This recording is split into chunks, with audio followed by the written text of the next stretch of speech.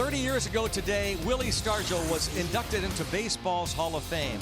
And Captain Willie would be smiling from ear to ear as he woke up to the news, as we all did, that the Pirates acquired the closer from the Texas Rangers. And earlier this afternoon, they picked up a top-of-the-rotation starter in Chris Archer. We take a look at the standings. The Buccos, 7 back of the Cubs in the National League Central, only 3.5 behind that second wild card spot as they begin a very important 2-game series against the first-place Cubs. Greg Brown along with Steve Lass. And Steve, I mean, we woke up to the news that Keone Kela, the closer for the Rangers, was acquired. That was big. And then at 4 o'clock, it broke. The Pirates had picked up Chris Archer from the Tampa Bay Rays. This is exciting. I mean, everybody in baseball wanted these guys. So the Pirates get that rotation man. They get a strong man in the bullpen.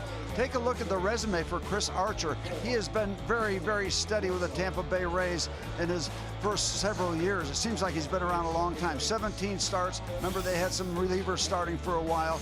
2-time All-Star, 3rd in the voting, Rookie of the Year in 2013. He's durable with the 30 starts, with the 200-plus innings. This is a guy that could help any rotation in baseball.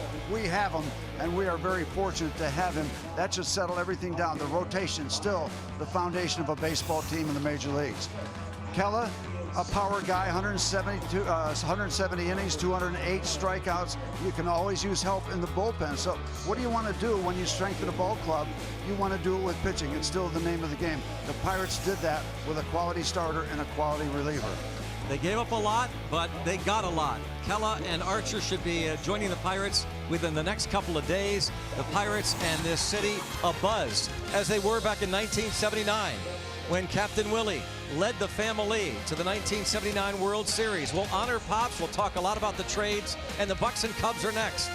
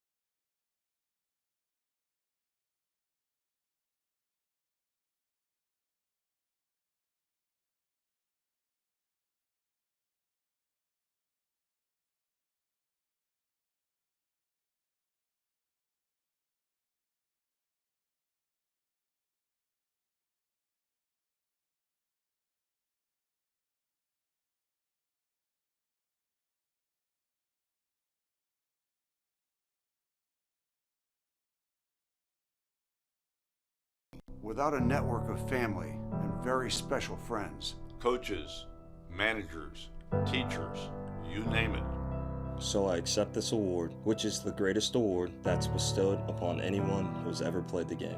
But I have to say, my greatest honor was the moment I arrived in Pittsburgh.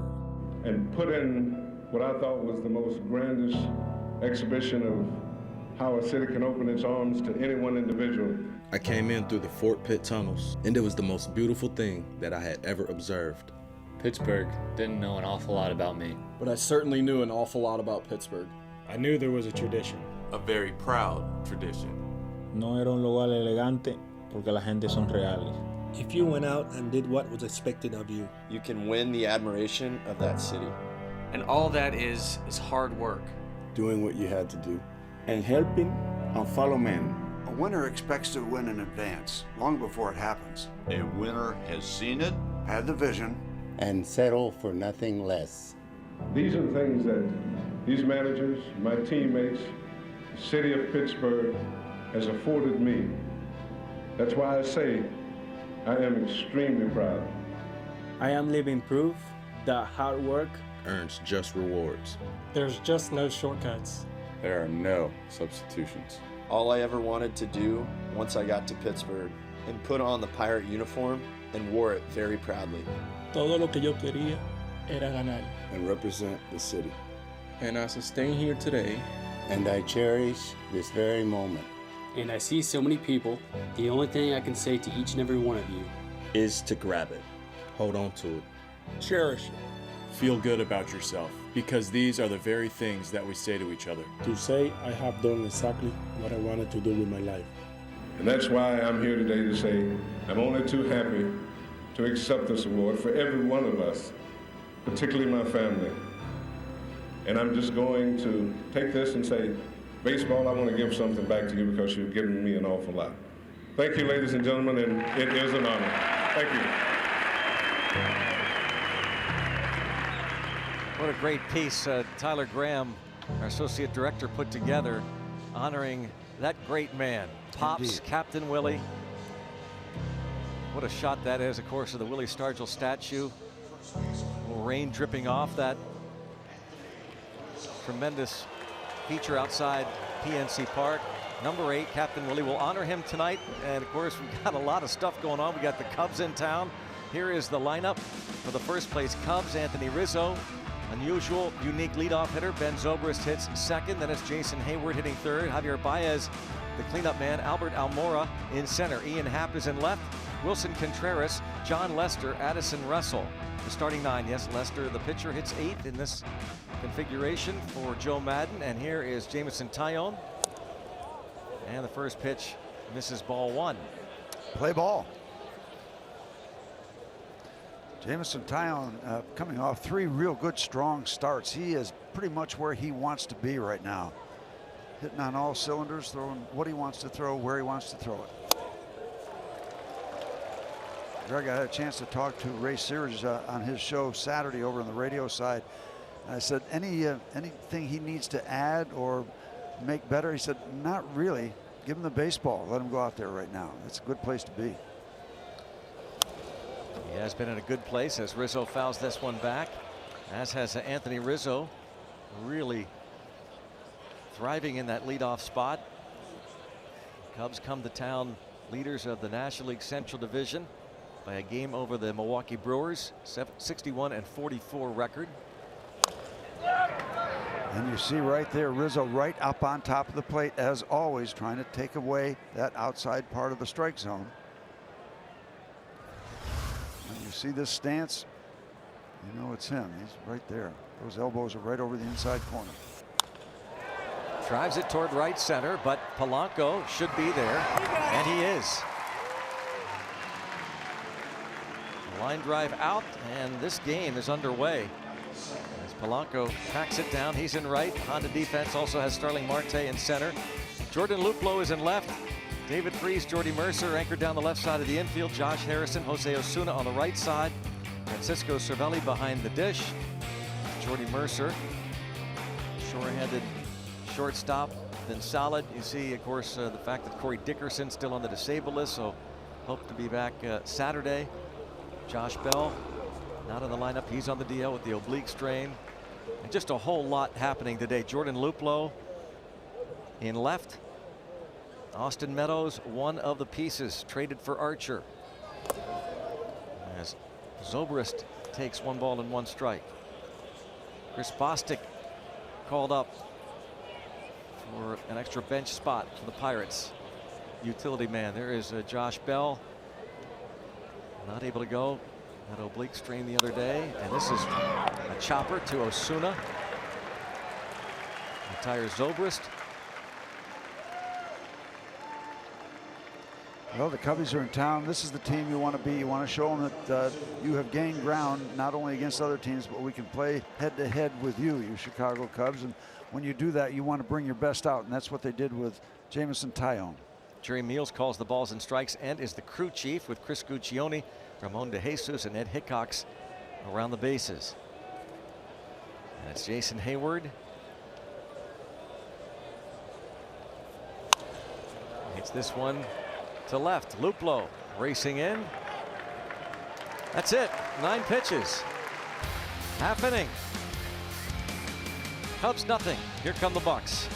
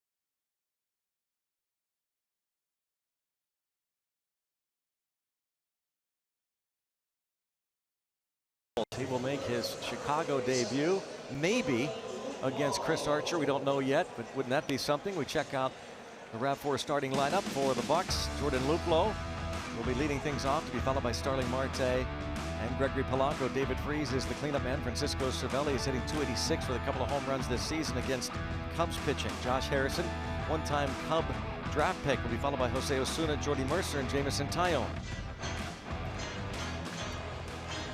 And they are going against the 34-year-old that wears that number on his back. John Lester, 12-3. Which John Lester are we going to see tonight? The one that beat Arizona very effectively last time out, 2-1, or the John Lester that got pummeled by the Cardinals 2 starts ago, giving up 8 runs in a little over 3 innings. A lot of it's going to be based on control. We'll talk about that in a moment. Luplow playing in his 14th game. Against the Cardinals, he got beat up. He walked 5. When he pitched so well against Arizona, he didn't walk anybody last 2 starts. And 2-0 count on Jordan Luplow. John Lester trying to stack the deck with right-handed batters. Even though they're hitting just .224 against him. Lefties .252. And it's 3-0 to Steve's point. A lot of it is control for John Lester.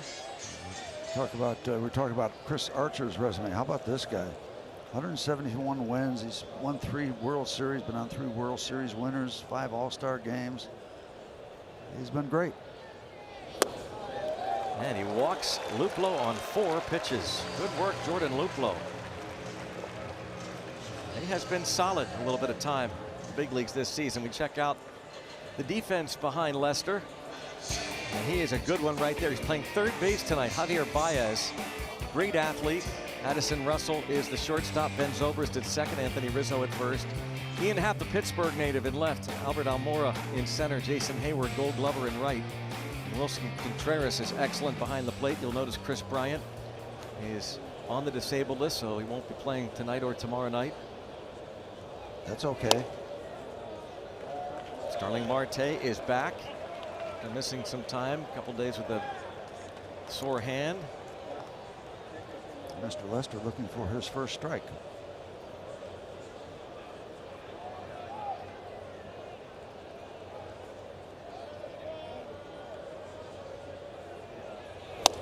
There it is. And a good one it is. 7-5. John Lester against the Bucks in 15 career starts. This is his fourth this season.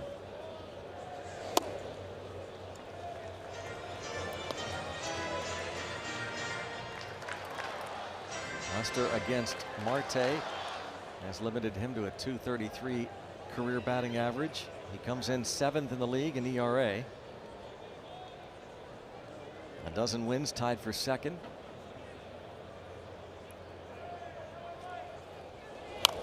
I guess we have to talk about the throws or non-throws to first base every time the Pirates face him, but it is so bizarre. He can't throw to first. He won't. When he does on defensive plays, he'll throw it in the grass to Rizzo.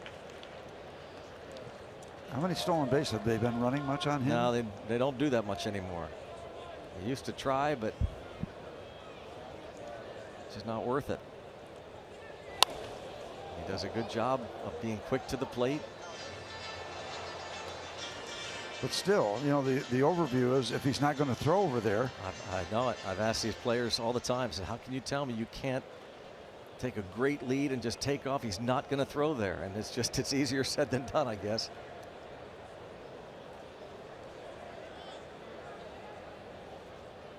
Russell, shortstop. Zobrist at second. There's a drive towards center.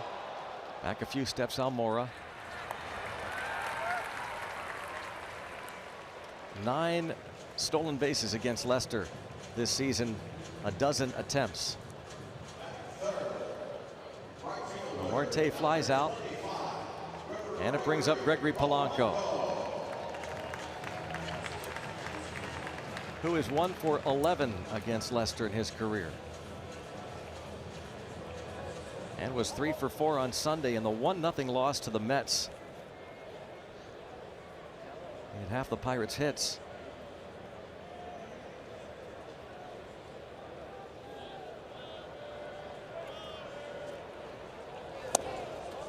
When you talk about Lester's ERA 3.06, it would be a lot better except for that start against the Cardinals.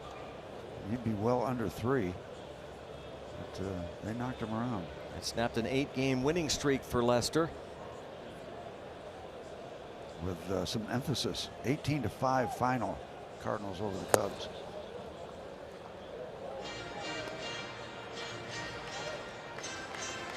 Joe Musgrove. Yeah, stereo again. He deserved a better fate. What a game he pitched on Sunday, but Zach Wheeler was better.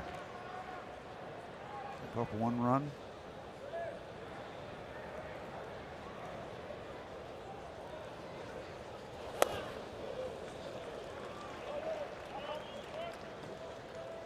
Two balls and a strike. They were very excited about the trade last night and today. Kella from the Rangers and Chris Archer this afternoon from Tampa Bay.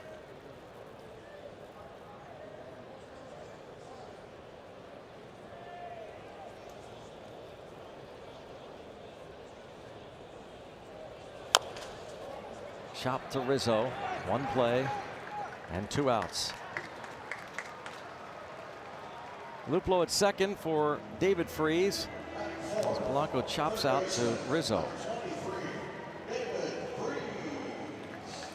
Maybe we can get Lester before he settles in. David Freese, get us on the board. So frustrating in Sunday's game before yesterday's off day, not being able to score 1 run.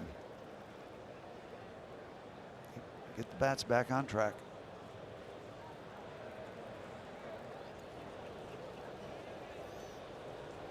Freese 280 career against Leicester.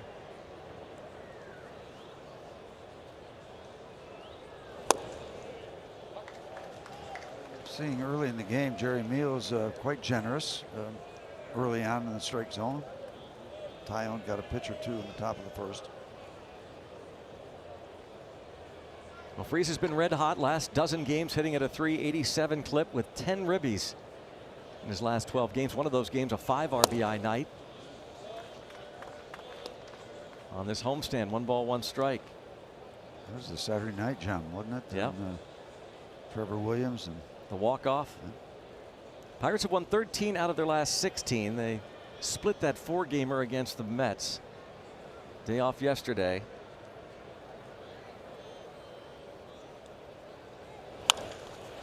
And to the shortstop, Russell.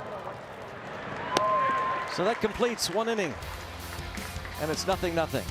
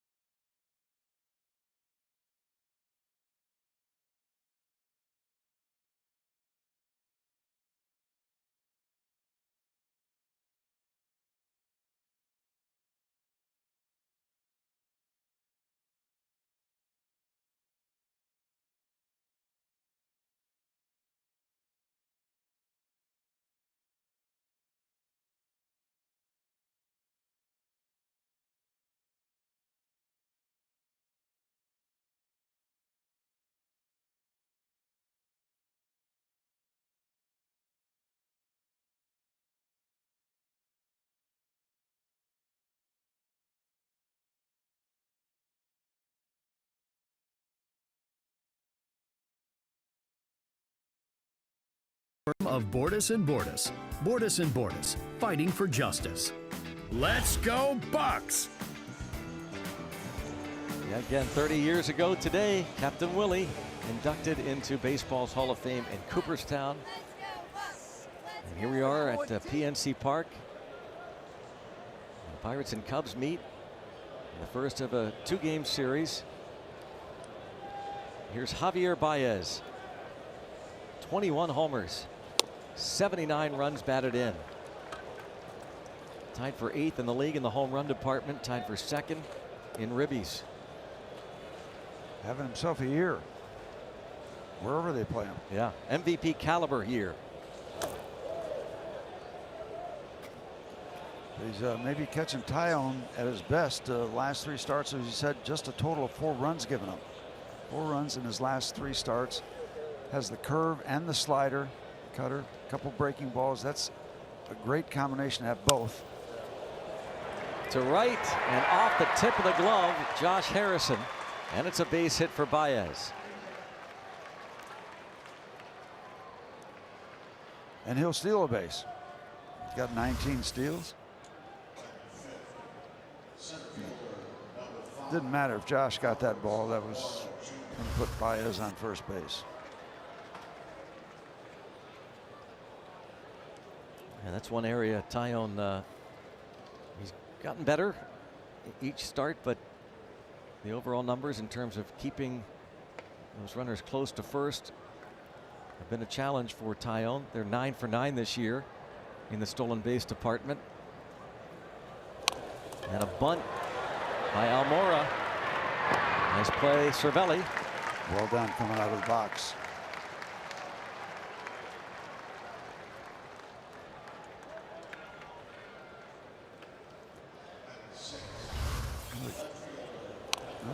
No sacrifice there. He's bunting for a base hit. Will they give him a sacrifice? Yep.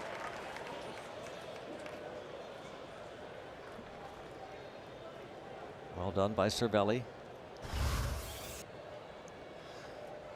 Made it look pretty routine. That's a play where you got to do a lot of things right. Got to get out of there, and a quick, strong throw on the correct side. You can't throw it in the runner's path. Now the switch hitting Ian Happ. So I guess during the course of the game we can count and talk about the players who didn't get traded. Yeah. There's a bunch of them that did. A lot of new uniforms for a lot of major league players. So much activity leading up to the deadline. I don't remember this much last year. No, I don't either. It was a baseball fan's dream. Jordy Mercer, some people speculated a few weeks ago that he might be dealt, but a lot of things changed. David Freese, the veteran, when the Pirates went on the sensational run. We'll talk to Neil Huntington next inning, as he and his staff did just a tremendous job pulling off what most people didn't think would be possible. It really is hard to recall the last time the Pirates at the deadline made an addition like this. Now it's 3-1 on Happ. So good for Clint Hurdle. Of course, Ray Searage was all smiles. Yep, it's all about pitching, isn't it, Ray? You help both aspects of your staff, the rotation and the pen.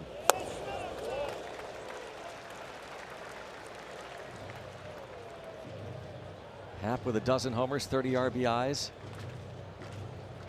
First start this season for Tyone against the Cubs.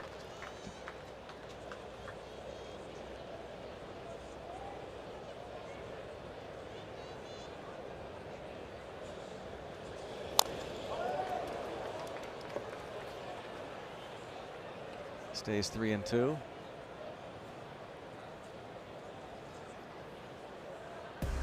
Chris Archer signed through the 2021 season, so he's not going to just help this year, but beyond. That's what was really intriguing. Why the cost was so high. It's not just Glasnow and Meadows, two big pieces, but a significant piece to be named at a later date. But the Pirates felt like the risk was worth it, bringing on Chris Archer, acquired from the Tampa Bay Rays at the deadline at 4 o'clock today.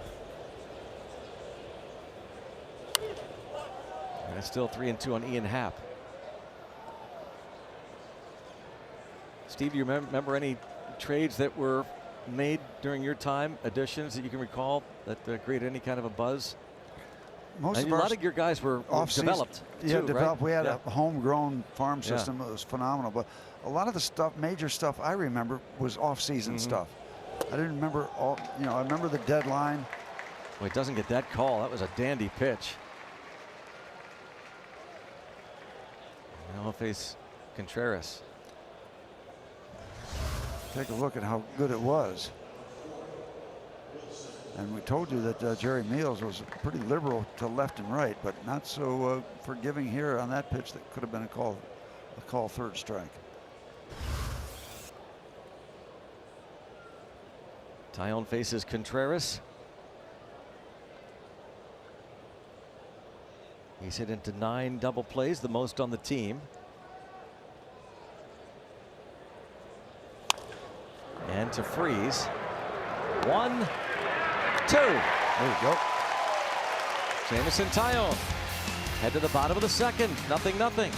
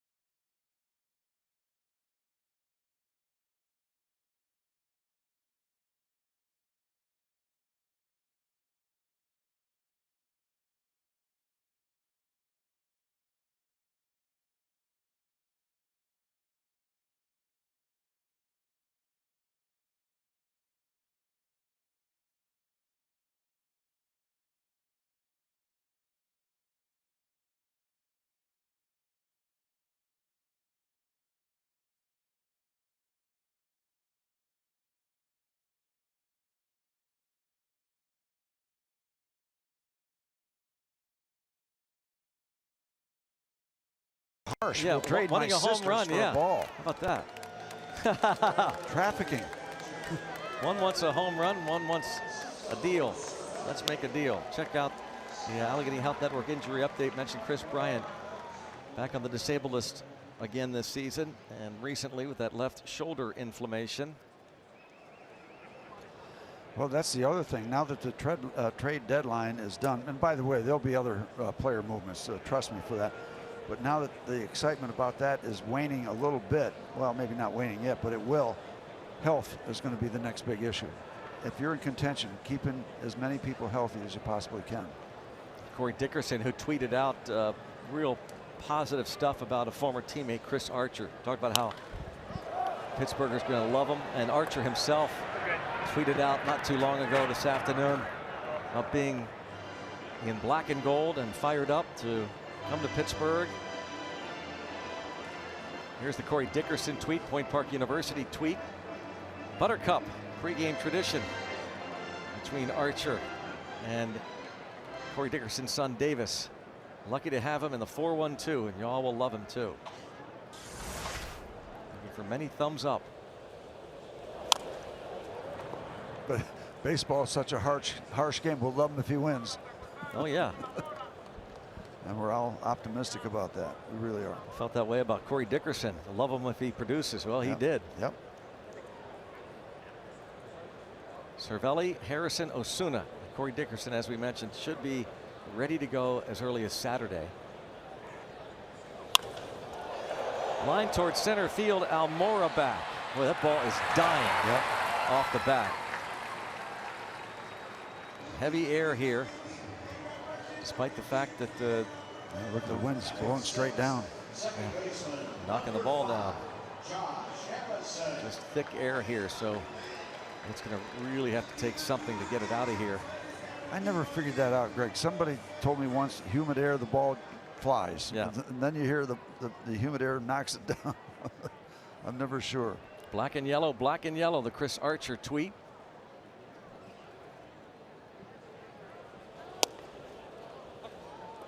You'll get the gold part. Yeah. That's a Wiz Khalifa Pittsburgh song. 1 ball, 1 strike. Oh, that is a Khalifa They call it black and yellow, but again, you know, Willie Stargell would be spinning in his grave. Yeah. If he heard that. Get it right, it's black Wiz. and gold.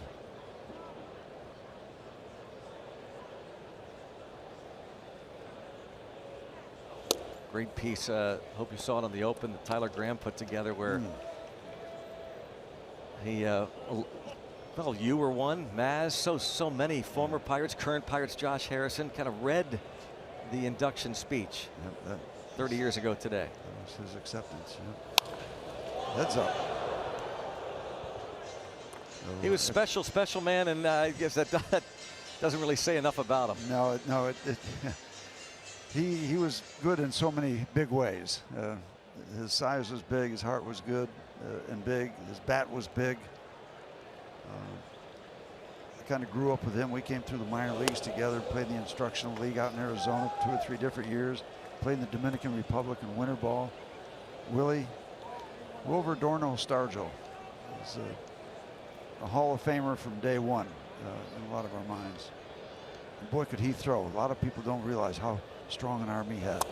Played in left field as Josh walks. You know, Greg, 365 down in the corner in left field at Forbes Field, and he would just throw rockets to second base, rockets. And he played left field as late as well, I know in '71 he played late in the World Series in left field.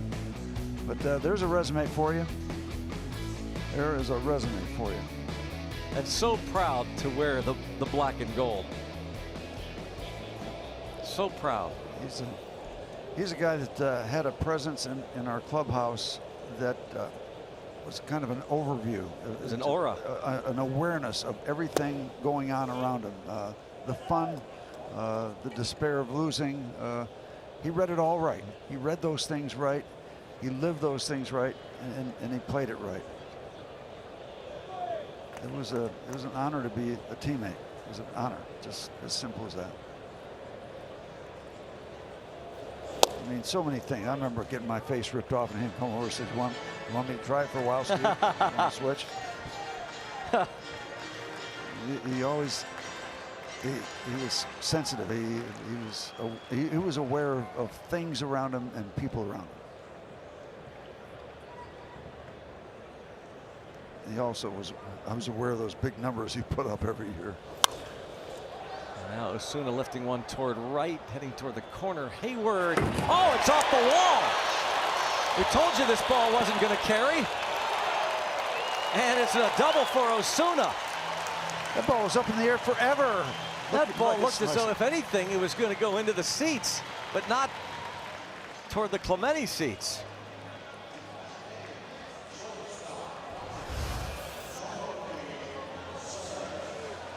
Down and in, just kind of sliced it. As a right-hander slicing it, you don't anticipate this much distance and carry, but there's Hayward, and he doesn't know where it is. He was fortunate to get that bounce right there, or Harrison scores. Josh trying to read it. And he's off the ring. You can hear the sound in the background. If he doesn't get that good bounce, we're ahead 1-0. Well, now a ground ball can give the Pirates a lead. And in the dirt to Jordy Mercer. Josh Harrison pointing toward Jose Osuna. Couldn't believe it. I can't believe that ball hit the wall. Toward third, runner breaks, and now they've got Jay in the rundown. He's trying to stay in as long as possible, but won't be able to, and it's first and third.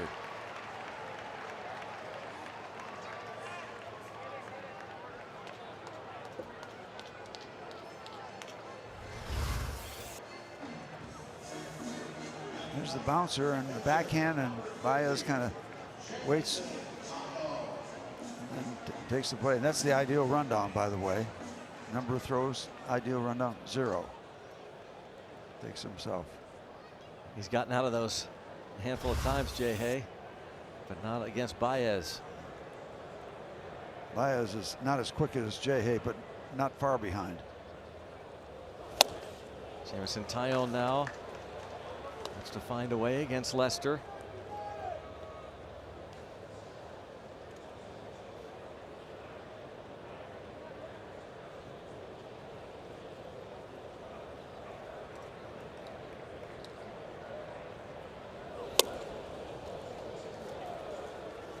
One and one on Jameson Taillon. He has driven in 3 runs.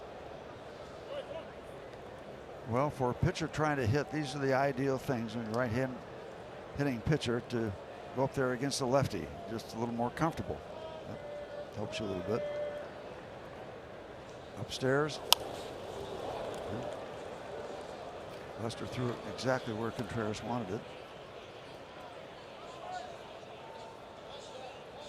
Lester himself was involved in a deadline deal. It was 4 years ago today that he was dealt to the Oakland A's with Johnny Gomes for Yoenis Cespedes from Boston. And Taillon down. So are the Bucks. They get a couple of men on base, can't cash in. It's 0-0 through 2.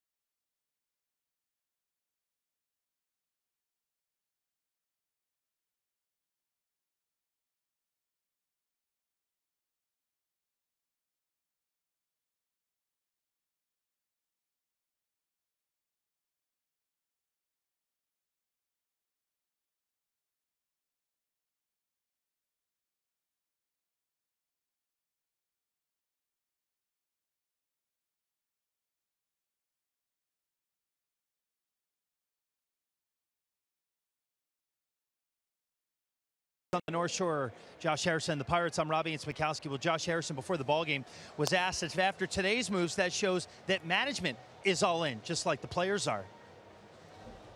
Yeah, I believe so. Like I said, I know where we're getting Archer. They know where we're getting Archer. He's one of my roommates and teammates in low A. But I think the body of work for these two guys, I mean, they're two names that we might not have faced quite a bit, but guys in here know what they can bring on the mound. Everything. I mean, veteran leadership, quality performance. His ability to go out there every fifth day and give you a quality start and a chance to win is huge. And there's a lot of things that I think we can learn from him. He's been over there with Tampa Bay working with the young staff for the most part. So I think coming over here would be a perfect transition for him to kind of help us out with the things that he was showing them over there, and a lot of room for us to grow. And back to that note at Josh Harrison talking about Chris Archer being teammates and roommates. That was in 2009 in Single A. They both played for the Peoria Chiefs. Archer had come from Cleveland to go to the Cubs before he went to Tampa, and Josh Harrison obviously was a deadline acquisition from the Chicago Cubs over to the Pirates. So nice history between those two. Also Team USA in the World Baseball Classic for Josh Harrison and Chris Archer. And certainly both guys, Kella and Archer, Greg, going to be welcome additions in that Bucko clubhouse when they get here. I'll say. Just added two huge pieces, and not just for this season, but it sets the stage for the pitching staff beyond the rest of this year as Lester is retired. Trevor Williams tweeted this: "Which locker do you want, Chris Archer?" Joe Musgrove in front of the lockers. There were a couple of vacant spots.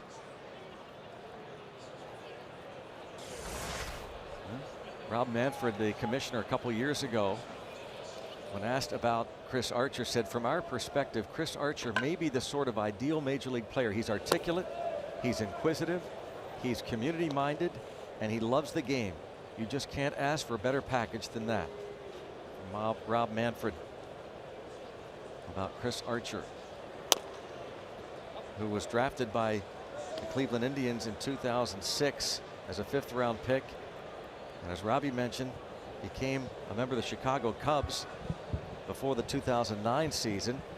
He was traded for Mark DeRosa. Ground ball, and Mercer retires Addison Russell for out number 2. Then he was traded to the Rays by the Cubs. Handful of players involved in that trade, but the main focus was Matt Garza going to the Cubs. And Tampa Bay Rays tweeted this out: "Over 1,000 innings, 1,146 strikeouts, but this is how we will remember Arch in our uniform." Very, very community minded, very involved. Now Rizzo, after 2 ground ball outs to start this top of the 3rd, and we'll be checking in with Neil Huntington in the bottom of this inning. Rizzo lined out to right in the 1st.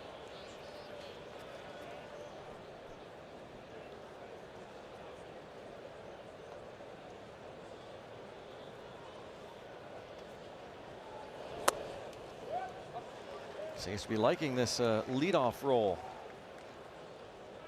I never thought I'd see him leading off, but never know.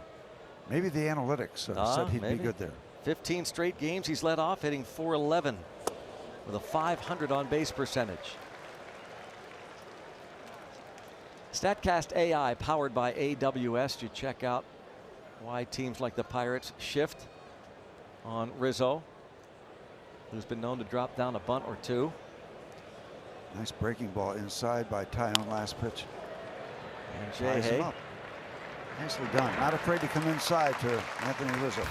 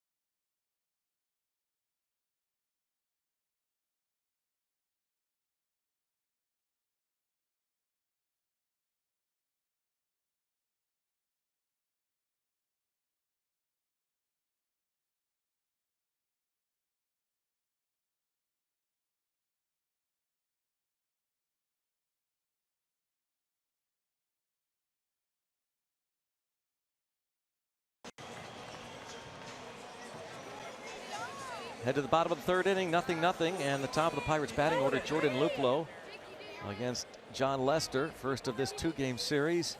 Cardinals come in Friday night, and here's the man of the hour. Well, I guess behind Lester and your man Keone Kela. But Neil Huntington, you're getting all kinds of praise. I know you're a very humble man, but you and your staff work so hard for this. Well, it's a reflection of a collective effort. These players in the field, first and foremost, our staff, to work with these guys on a daily basis, our amateur scouts, our professional scouts, to have the player depth to be able to make a move of this impact. We gave up a lot of very good talent. We also added a top of the rotation starter in Chris Archer, a quality back end bullpen arm in Keone Kela that we just think makes us that much better, not only for this year but for the future years. But without the great work behind the scenes from our scouts, our development staff, our strength and conditioning people, our analytics, our analytic staff, all the support people, I'm missing so many people that are so important to this. But without all of their work, we're not able to do this, one, because we don't have the depth, and two, because we don't have the confidence that we can replenish as the years go forward. And that's the exciting part about this, is we get to help this team, but the next handful of teams as well.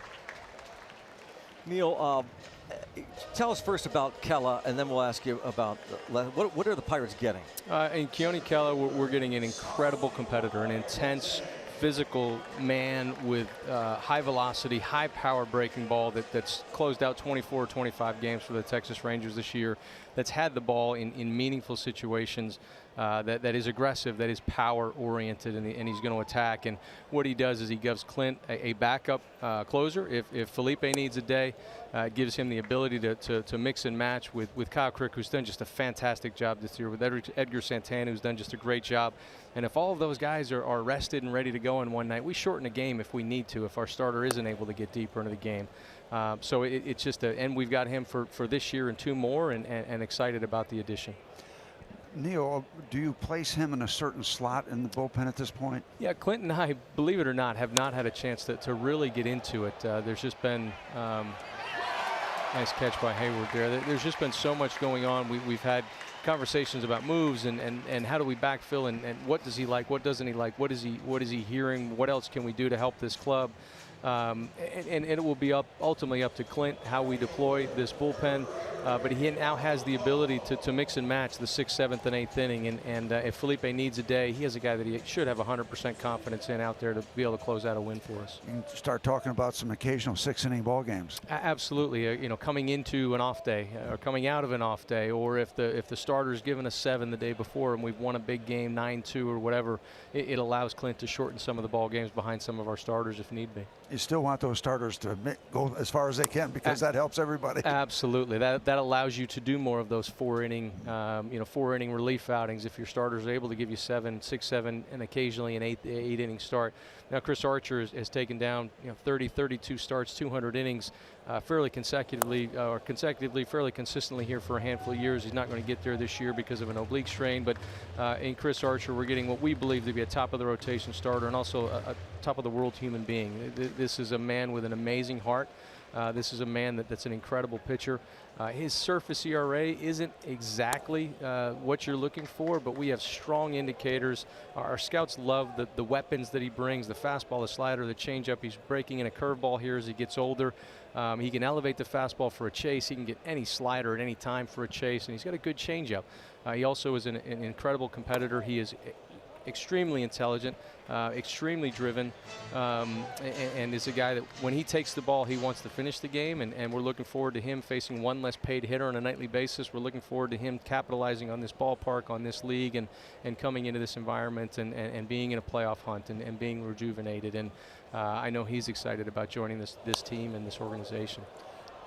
Everybody's burning to ask the question, do we know when we're going to see Archer? We're working to get him here as quickly as possible. Again, these players want to get here, and they're fired up about joining this organization. The challenge is they do have personal lives. Some have families, some don't have families. In some cases, the families help because they can close up things as the player gets here. In some cases, they can't, and they need to be here. So both guys are excited to join this organization. We're working through travel details, working through how and when Chris can make a start for us, how Keone and how and when Keone can get into this bullpen. But both of these guys are fired up to come out here and help these guys win games. Is it probably not going to be tomorrow night, Neil, or is there still a possibility it would be tomorrow night? It would be awfully hard. Okay. With the deal coming together at finalizing at about 4 o'clock, with all that he had to do on his end, with all that we had to do on our end, it would be very challenging to get him on a plane tonight to get him here to start tomorrow. And trust me, he would love nothing more than to be able to do that. But there are times where logic needs to take over. So we're probably looking not tomorrow, but as soon thereafter as we possibly can. Again, need to work through with Ray and Clinton and how we put this together. Hopefully for the weekend? Absolutely, yes. You did give up a lot. I mean, this is every general manager's toughest calls, right? Absolutely. When you send very good young players out the door, you fully recognize they may turn into all-stars. They may turn into franchise players.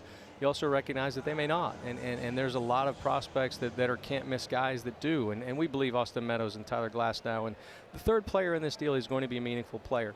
Not to that status, but he's going to be a meaningful player. And you want them to do well. We want those guys to go do very well. We want trades to work out for both teams. The focus for us is what we were bringing in the door. Taylor Hearn, who we acquired for Vasquez a few years ago, he's going to be a good major league pitcher in our mind, but Kella can help this team win games now in the next 2 years. Chris Archer can help this team win games now in the next 3 years, and that's the trade out that you bring. Chris Archer is going to bring a veteran presence to this young rotation, and Kella's going to go out there and he's going to add just another man that'll go do what he needs to do to help a team win. This city's going to like the fact that we're buying. I mean, we're adding. It is always much more enjoyable to add good players than it is to subtract good players to bring in future good players, and that's that delicate balance. And again, I cannot thank our scouting and our development staff and everybody in the office and all the analysts, because without them, we don't have the ability to make this trade. Without some of the hard trades that we made over the last handful of years, at the deadline or this offseason, we don't have the prospect depth to be able to make this trade without gutting our system. What's exciting for us is we've sent some very good players on their way somewhere else, and yet we still have 12 or 13 of our best 15 prospects available to us. Some guys at the upper level knocking on the door, ready to fill spots if we have injuries, depth in the position player group, and we've got some really, really good young players on the horizon as well. Neil, there's a narrative over the winter that I disagreed with vehemently, and I know you spoke passionately about it too. This organization, starting at the top, wants to win. And this is more evidence of it, isn't it? We do, and from Bob Nutting all the way down through, we are committed to one thing, and that's to bring a World Series championship back to the city of Pittsburgh. And you know, Bob Nutting was extensively engaged throughout this whole process. He was extensively engaged throughout the offseason, and he challenged us. And this ball is off the wall, and this is going to bring home a run. David Freese continues his hot hitting, driving in Polanco with 2 outs off the top of the Clemente wall, and it's 1-0 on the double by Freese. They're going to have to position 4 or 5 guys out in right center field against David Freese. I think that's Mr. Freese neighborhood. It's not Mr. Rogers, it's Mr. Freese. One of my favorite lines from a minor league player at one point in time with a team that really began to shift somebody, and he hit a home run over the shift, and he said, the only way you're going to beat me with the shift is if you put somebody in the seats and they can catch it and it counts. That's right. That's right. But going back to Bob, so he was extensively involved and engaged in this process, worked with us, and directed us to move this club forward if we believed in this group. If we believed we could make an impact move, if we believed in this group and we thought we could make an impact move to help this year's team and next year's team and the future teams, he guided us that was the right move. This was the time to strike. This was the right way to go about it, and not directing us to make a move, but if we believed in this group, giving us the direction that now was the time to do that. Hold on 1 second, Neil. Any idea what Joe Madden might be asking here? Fan interference, perhaps, or well, where they're talking. Justice Cervelli was stepping in. It was odd. Neil, was it kind of a poker game, kind of a situation with other teams in terms of you having to up the ante along the way, or go in different directions personnel-wise? What's always interesting is it's a one-sided negotiation, and you have to know where you will go.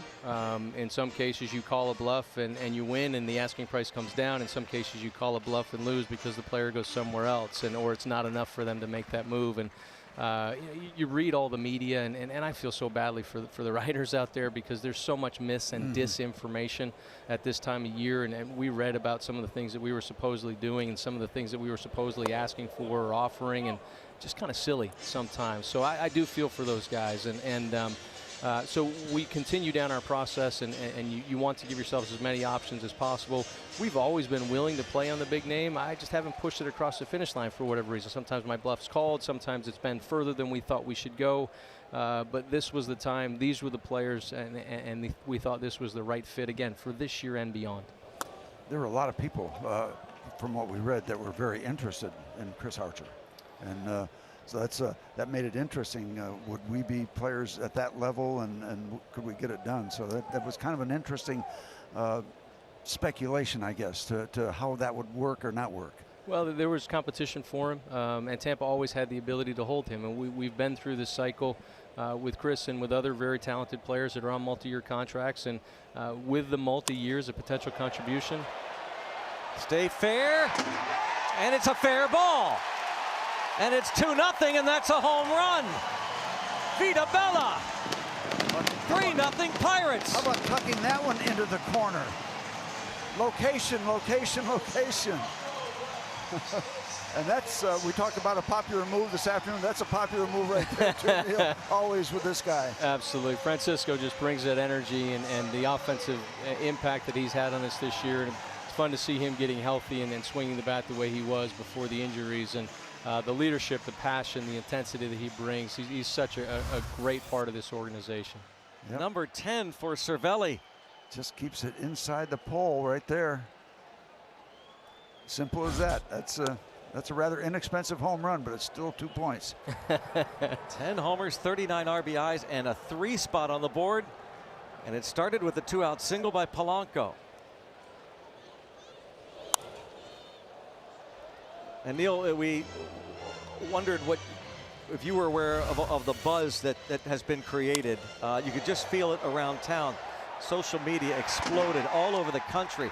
People shocked that the Pirates and you pulled off these 2 huge deals. Well, we want the buzz to be because we win, because we're an exciting team to come watch, that we're an exciting team to root for, that we play the game the right way, that we're talented, that we're in a playoff hunt, that we win playoff series, and then ultimately we win World Series. And these are steps that we felt we needed to take. We've taken some hard steps and some challenging and some unpopular steps in the past, but those steps put us in a position to be able to make these steps, and we still have a lot of work to do. There's still a lot of baseball to go. We still have a lot of dirt to fill in the hole that we dug for ourselves, but these players deserve all the credit in the world, man, and we don't do things for buzz. We don't do things for response and reaction, but we do hope that this group now knows that we believe in them, and we're here to help them become the best that they can be, and the idea is to be one of those teams dancing at the end of the season and ultimately be that last team that wins its last game, which makes you the world champion. Though in a way, don't you feel like you almost rewarded these players for the hard work they've done by doing this? Well, and again, that's a part of this in this thought process, and these moves are yes, this team has fought back, and we want them to know, hey, it's not just about this year, but let's go, and we're excited to continue to help them. Congratulations, Neil. Thanks so much. Come on back and give us 3 more. That's right. Thank you. I'll stay here all night if we're going to keep scoring. Francisco Cervelli, the big smile, and the hug, and a 3-0 lead.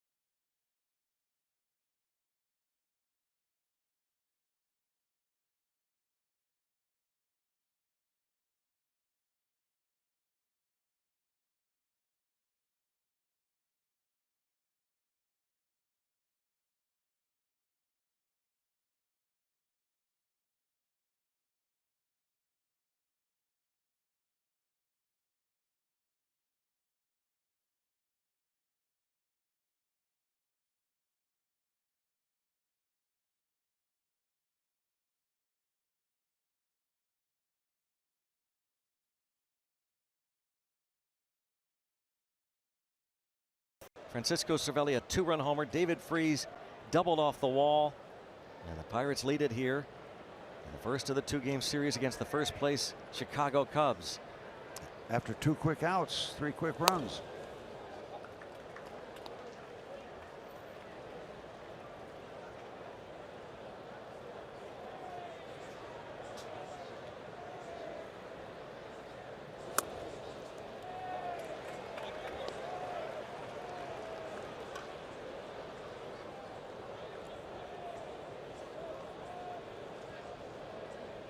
Oh, 2.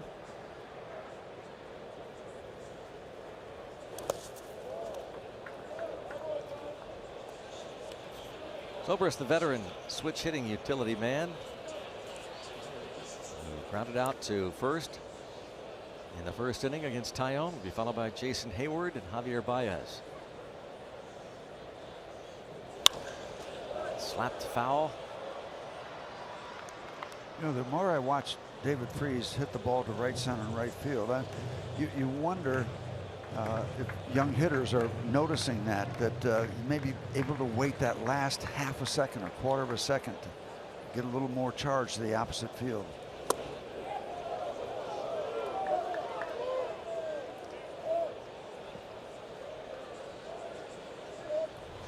Little barking to Jerry Meals based on that kind of call.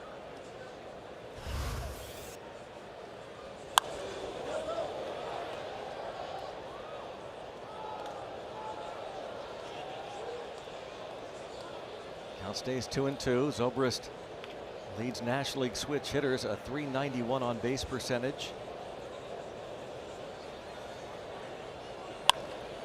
And driven toward right center, and over is Polanco, and he can't make the play. Marte does. Fires to second, a double. I think Jameson missed upstairs a little more than he wanted to, and that ball was not missed by Zobrist. Polanco almost getting to that ball. Upstairs, right in the eyes. Wow. Way up there.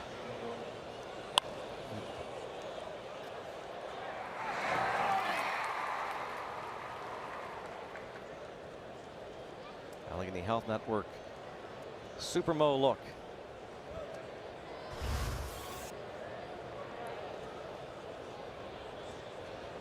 Jason Hayward now. Cubs had a runner at second base in the second with 1 out.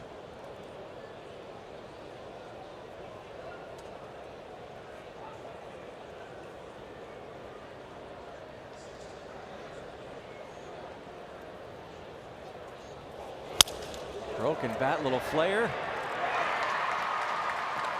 As Zobrist had to wait as Harrison had a chance initially, looked to be a chance, but Zobrist couldn't take that chance and had to wait, so he just can go over to third base. You could hear that bat just shatter in Hayward's hands.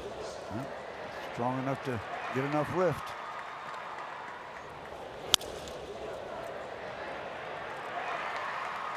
So the Cubs trying to come right back and answer that 3 spot. Tyone got out of a jam in the second with a double play. He's going to have a bigger miracle to put up a 0 here. He's already given up a hit to Baez, who now in his career against Tyone is 7 for 11.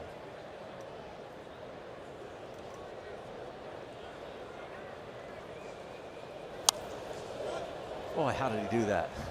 97 well in off the plate. You do it by guessing fastball.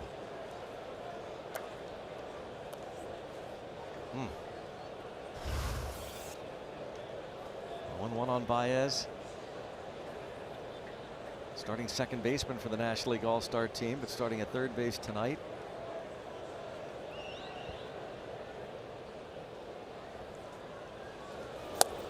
A big chase, a nice pitch.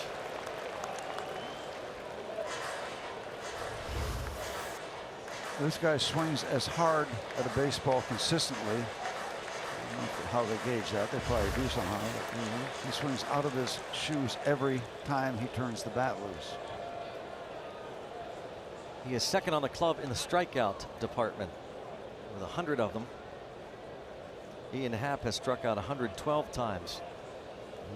This would be huge if you can get him, and you've got a couple pitches to play with. So you get him to chase something outside the strike zone. They want it away. 97. Good looking pitch.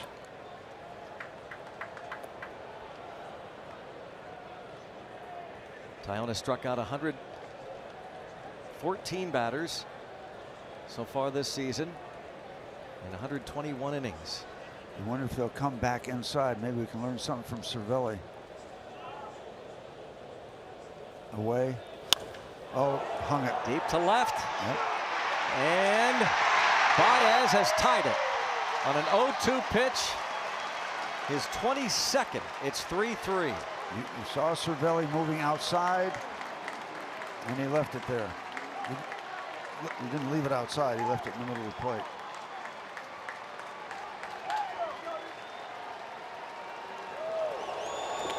.22 homers. He's 82 RBIs now. That's right there. He missed the spot. And he crushes the hanger.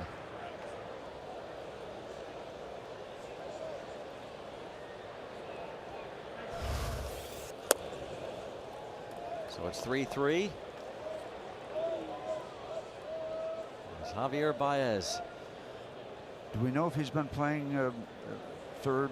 This is only the eighth time this season. But I mean, has it started since Brian went out the David list? Bodie started there most times.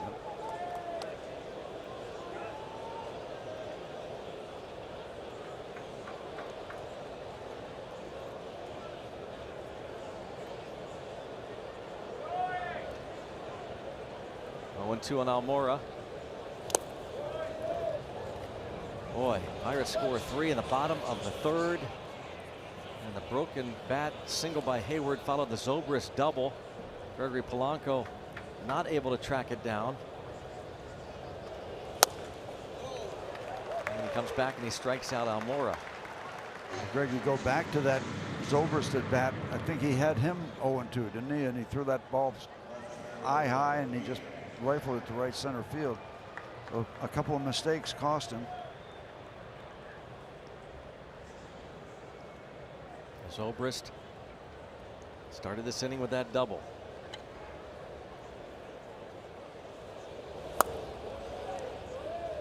Ian Happ walked on a 3-2 pitch in the second.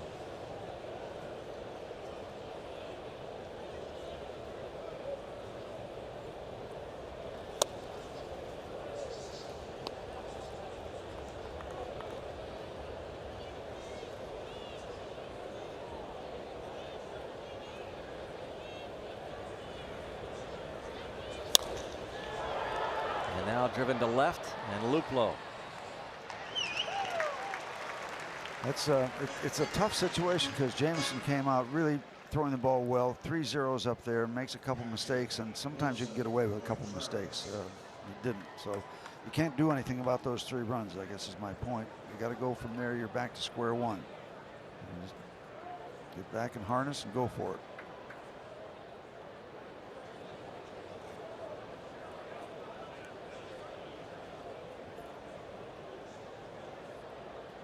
Contreras hit into the double play that ended the second. It's this hard toward left center. Marte back off the fence. That ball got out of there in a hurry, right against the door. And that's the biggest part of this ballpark. So he was looking for something and got it and ran into it. There's a ball that stays up.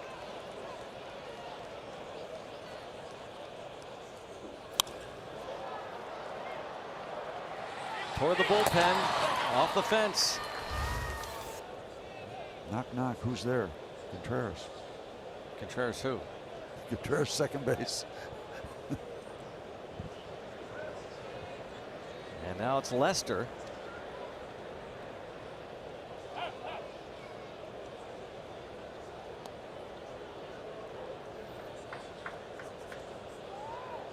Chicago Cubs. Best on-base percentage in all of Major League Baseball. 4th in OPS in the big leagues, on base plus slugging.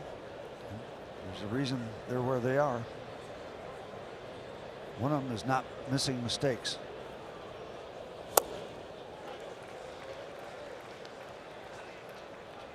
Anthony Rizzo in the hole, the leadoff man. Cubs have the top batting average in the National League. They've scored more runs than any team in the senior circuit. In fact, 527 runs scored for the Chicago Cubs. Only 2 other teams in the league have scored as many as 500. Dodgers have scored 506, the Rockies 504.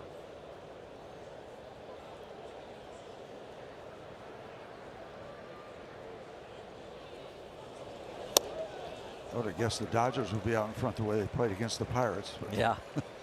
And the Rockies are always there in those kind of categories.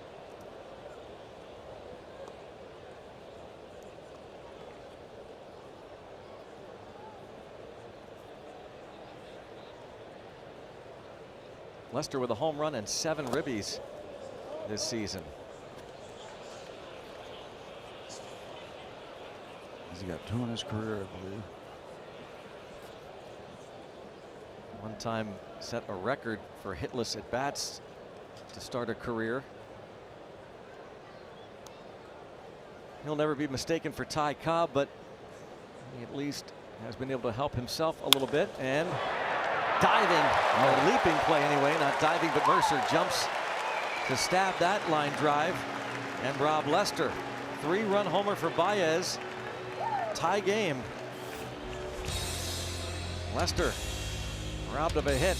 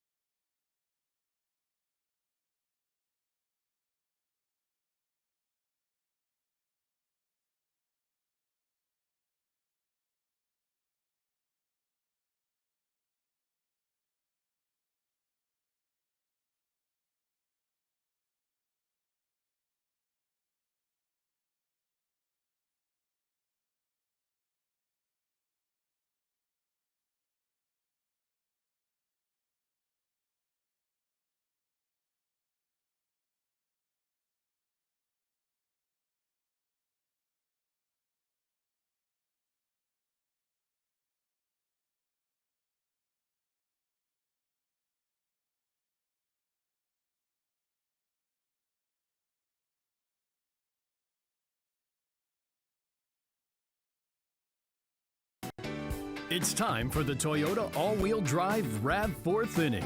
Toyota, what drives you? Willie Stargell was inducted into baseball's Hall of Fame 30 years ago today. That was one of 2 days that honored Pops at Old Three Rivers Stadium. You remember him, by the way, broadcasting?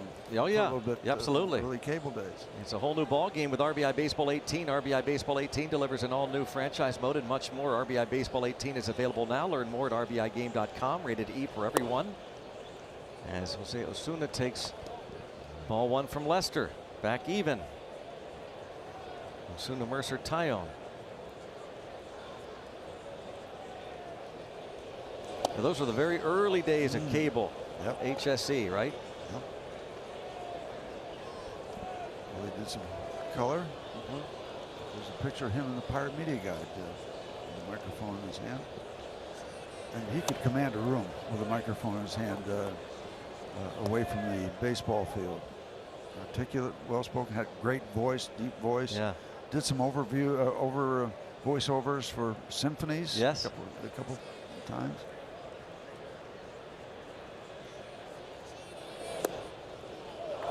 Hard to describe the incredible presence he had. Big physical man, but as Steve said, he could command a room. And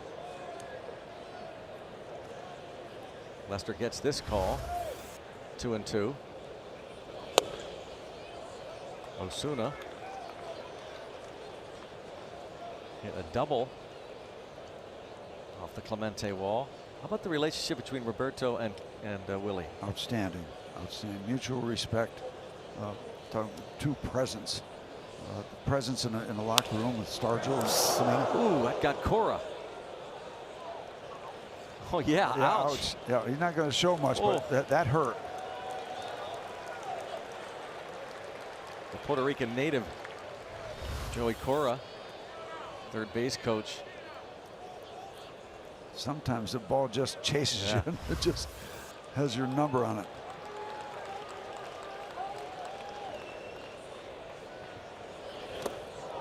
And there's a chase in the dirt. 3 Ks for Lester.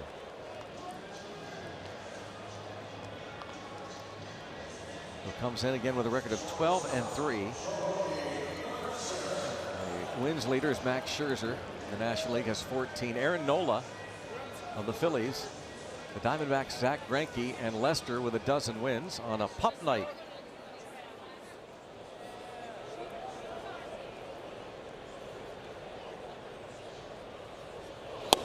Be interesting to see with both of these starters, the veteran Lester or the younger guy Tyone, who is going to continue on now that it's kind of a restart situation. Who's going to run the table for a few more innings and not let anything happen?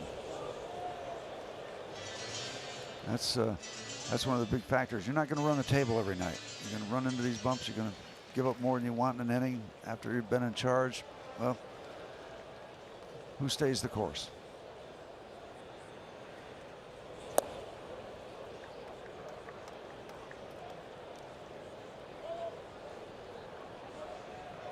John Lester, as we said, all-star appearances, World Series winning teams, been on 3 World Championship teams. Curveball a little bit out in front for Jordy.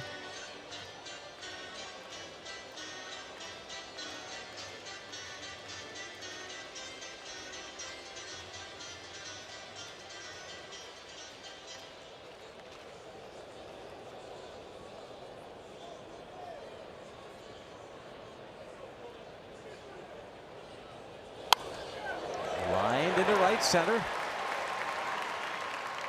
Hayward will cut it off. 1 out single for Mercer. He'll bring up Tyone. So this homestand continues tomorrow night against the Cubs, and then Friday night against the Cardinals. That series and the homestand concludes on a Kids Sunday 1:35. And all kids 14 and younger get a Topps baseball card set. Every Sunday includes the #1 Cochran Family Fun Zone before the game on Federal Street. And the Rivendell Kids run the bases after the game. Go to pirates.com/kidsdays. Pirates Cardinals. Wait a minute. That's not the Miss Higgins, is it? The Miss Higgins is here. The real Miss Higgins. I'm sorry, whatever that Twitter account is. The real Miss Higgins. Yep. Did you know that she was going to make an appearance here tonight? No, it's never publicized. I'm sorry. She's in from the coast.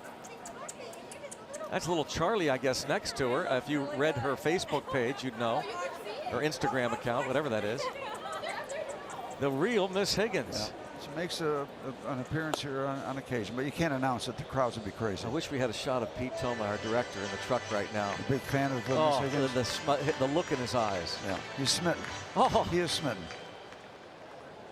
His handler, Miss Higgins' handler, Susie, was in the shot there. Personal trainer. Yeah.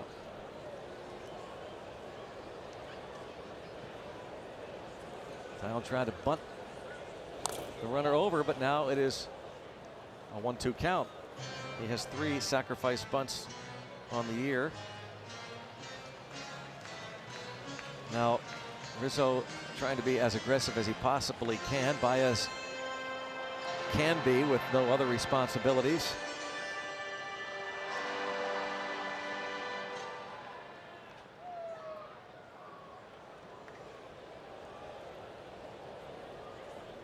Baez makes some absolutely incredible plays just about every night. You never know where he's going to be.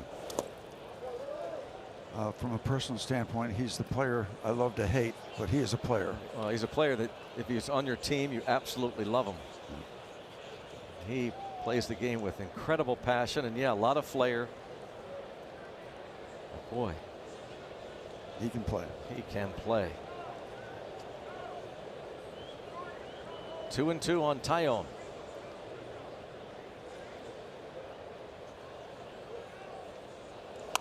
And toward Rizzo.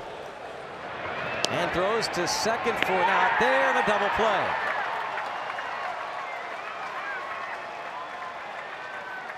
Inning-ending DP, Rizzo to Russell.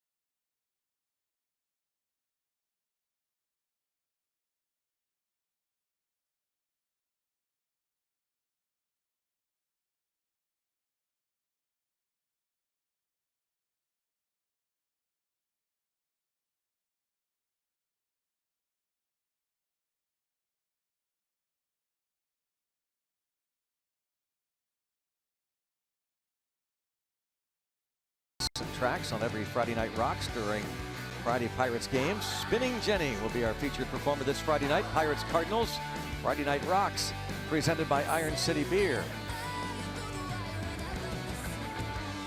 Pirates will be hosting the Cardinals.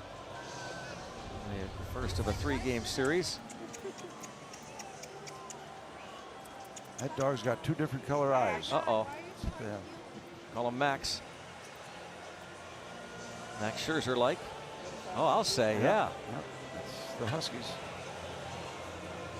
Speaking of it, Max Scherzer, those Washington Nationals who traded Brandon Kinsler to the Cubs today, they're leading 13-0 over the Mets in D.C. Is that the Mets team that we didn't score on Sunday? Yeah.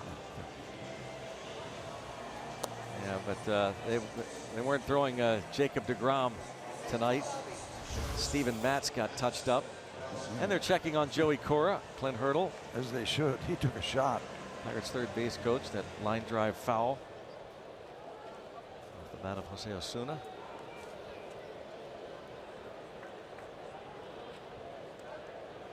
Allegheny Health Network Supermo look. Could not get out of the way of that blistering line drive. Addison Russell is the 9th man of the order and leads off the 5th here against Taillon. Joey Cora says, I'm tough. That's right.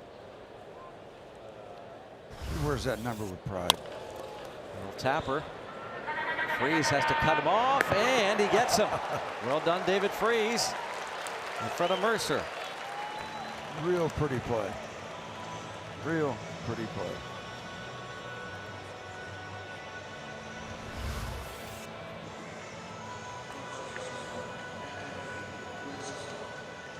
That's how you do it. David Freese having himself a good night. He's having himself a good summer. Yep. David is.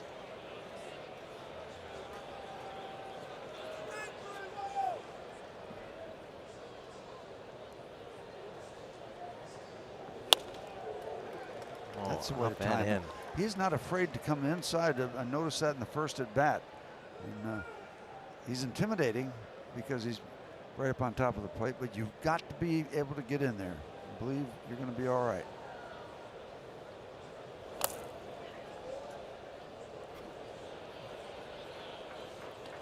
Taillon has gotten Rizzo to line out to right and bounce to second.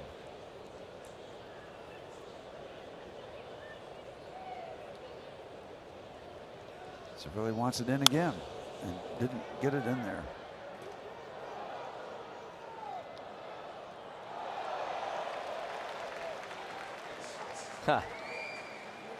Izzy and Daisy want to learn how to catch. But they're having a doggone good time. Yep.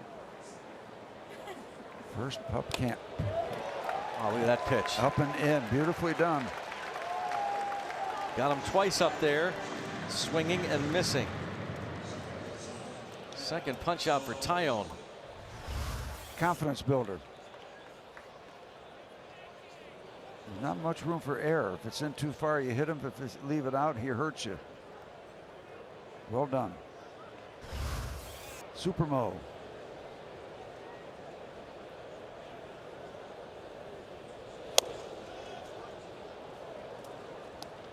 Ben Zobrist has grounded out and doubled. Love to see Taillon have a 1-2-3 inning after the quick outburst by the Cubs in the fourth.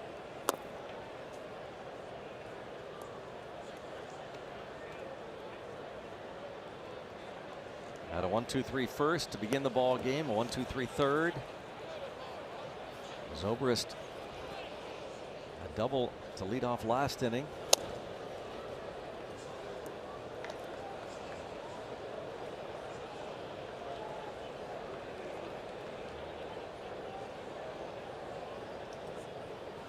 Hayward waiting.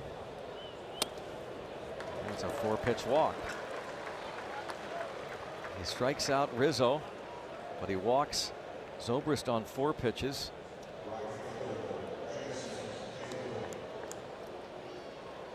And it's Hayward, who had the broken bat single last inning, aboard when Baez homered. Last time I remember seeing Hayward, he was way down in the lineup. Of course, with Bryant out, that changes everything. Here he is tonight, third spot.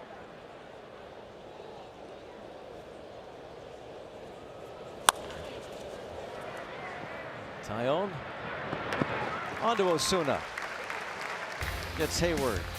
Keeps it tied at 3 at the halfway mark.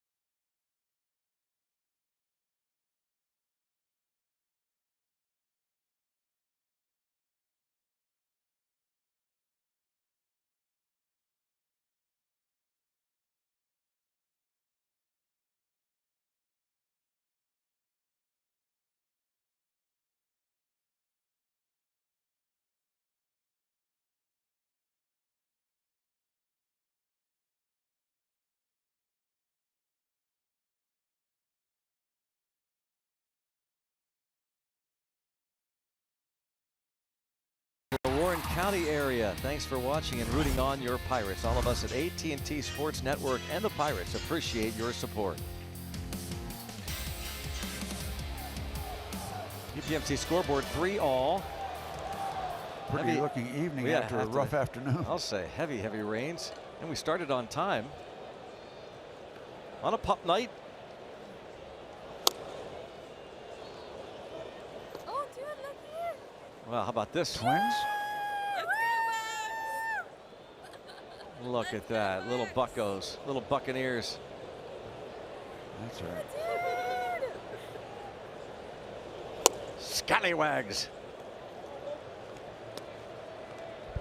2-0 the count on Luplo. What do you think of that, Steve? I thought it was a wonderful match set. Luplo has walked and bounced to short.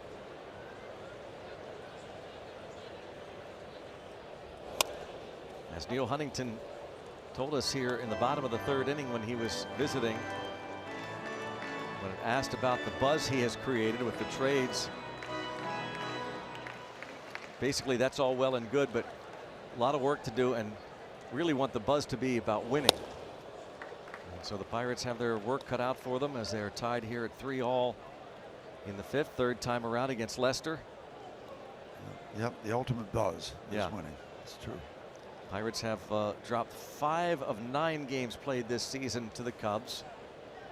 And here's Baez throwing out Luplo. Busy couple of weeks, and in particular the last 24 hours with all that has happened. Tommy Pham left the Cardinals, was traded to Tampa Bay. Cole Hamels will make his Cub debut tomorrow. Jesse Chavez, a former Pirate, is part of the bullpen now for the Cubs. Brandon Kinsler traded from the Nats to the Cubbies today. Adam Duvall left the Reds for Atlanta. Mike Moustakas, Joaquin Soria, and Jonathan Scope today added to the Brewers roster.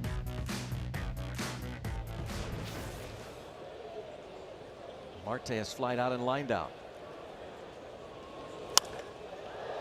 And to center for Almora.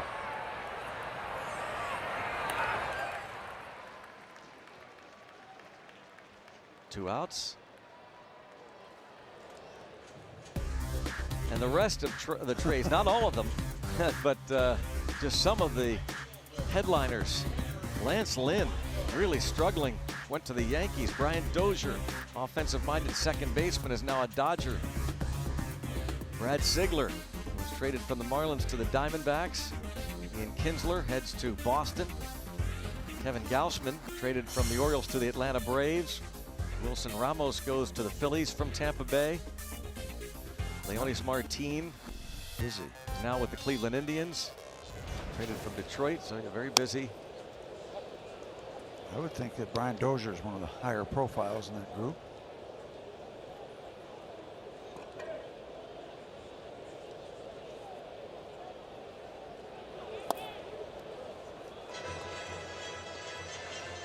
Well, we started our business in the third after 2 quick outs and Polanco singled. Nothing wrong with getting it started that way again.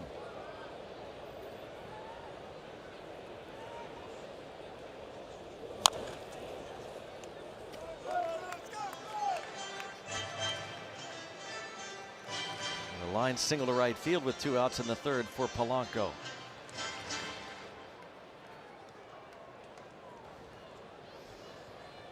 And if you're wondering about that pitch count for Leicester, season high 119 back on June the 20th.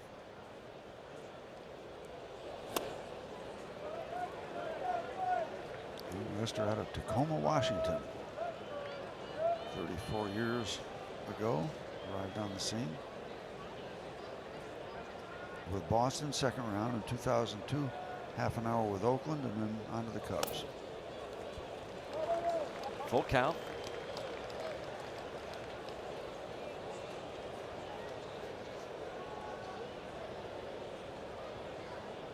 Told you that Leicester's splits this season favor lefty batters, reverse splits.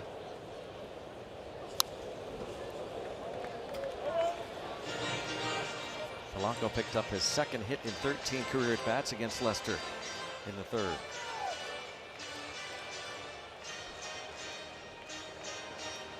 He'll be throwing pitch number 93 here in the 5th inning.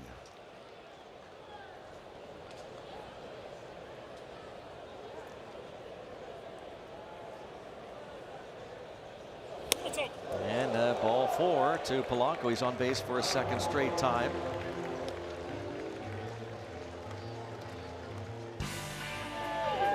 Saturday, Pirates Cardinals 7:05. First 20,000 fans get an Andy Van Slyke bobblehead thanks to Giant Eagle.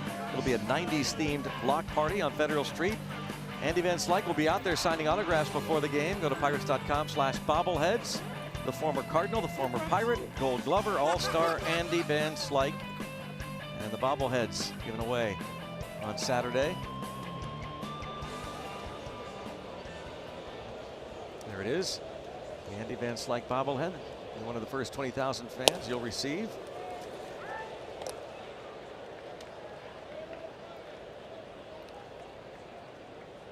Gregory Polanco scored on the freeze double off the wall in right. Always have to watch Contreras. He likes to fire behind the runners.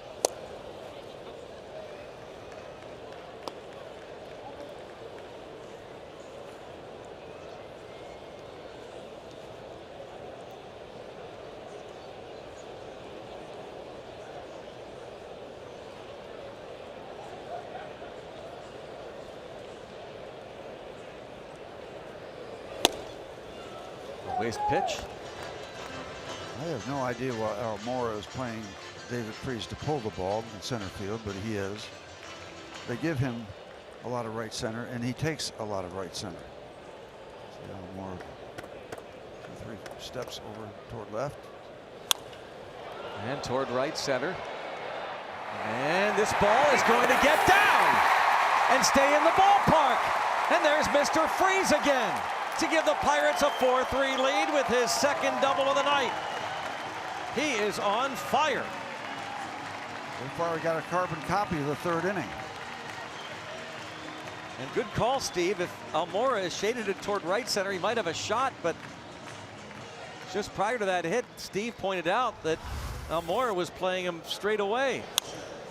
He loves to go in this direction. I don't know if he's just seeing, yeah, John Lester's not happy about that ball not being caught. Well, excuse me. Another look. Was up there a while, but hit well by Freese. And a block by Contreras. This was the recipe for a 3 spot by the Pirates in the 3rd inning. Polanco getting on with 2 outs. Freese doubled. Cervelli followed with a home run. David Freese, by the way, now with 35 RBIs on the year in limited play.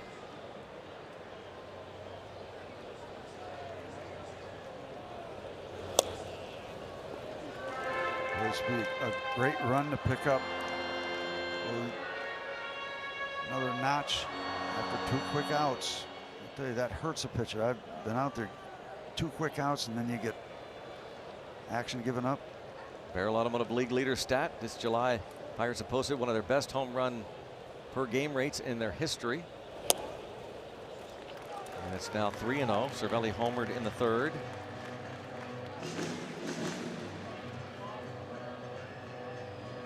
I think that if Lester loses Cervelli, we might see Joe Madden go to that bullpen, at least get a call to the bullpen.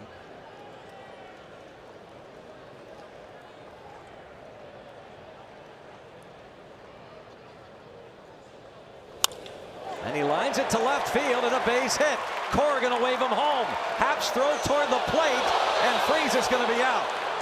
Ian Happ guns out David Freese. Cervelli gets credit for the hit. Freese's double gave the Pirates the lead, but he is thrown out at the plate.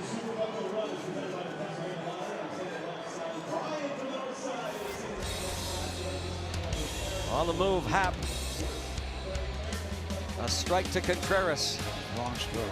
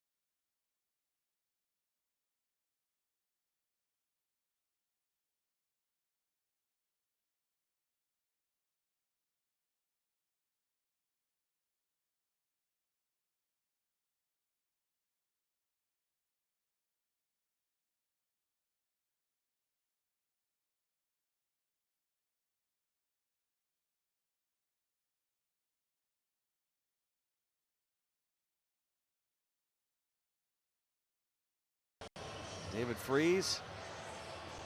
A couple of doubles. And this play again. Cervelli gets the base hit.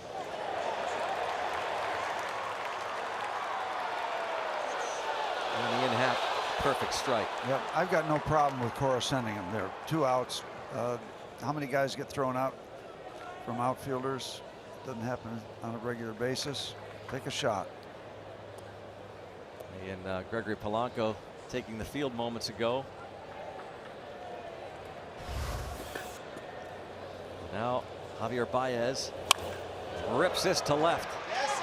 Yes, sir. And into the seats for a double. He's 3 for 3.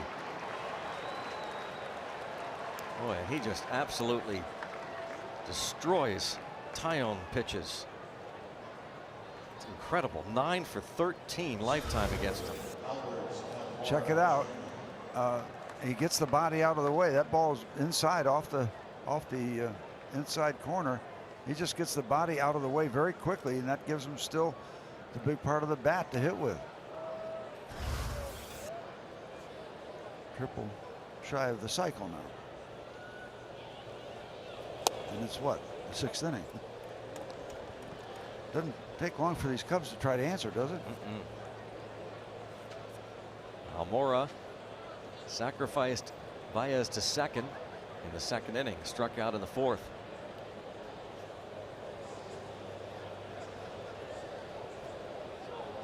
Baez thinking about third base. He is a presence on the field.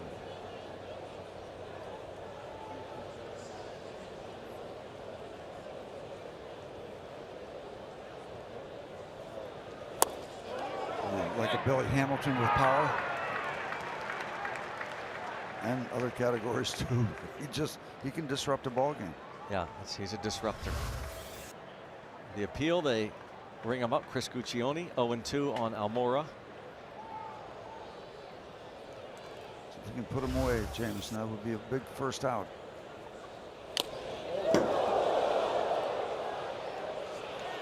Bat heads toward the Pirates dugout. Poor Joey Cora. First a baseball, then a bat. He got a target on his head.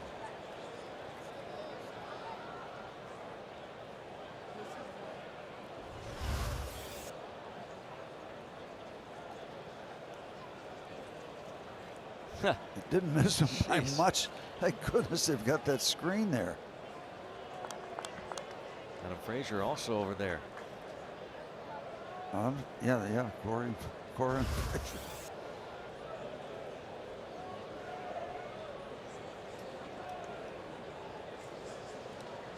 Frazier heads over the other side.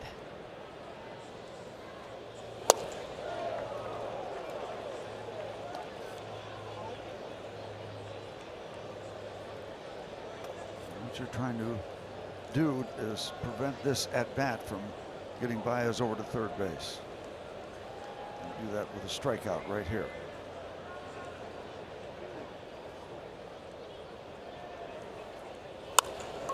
Back to him, a chance. Looks that way, but he throws to first. A little bit of a stumble there by Taillon. Somebody was yelling 3-3. He didn't look sure of himself as he fielded that ball. I don't know if he got turned a little bit, perhaps. Yeah, awkward. Yeah. And when it gets to that point, you can take the sure out. That was awkward.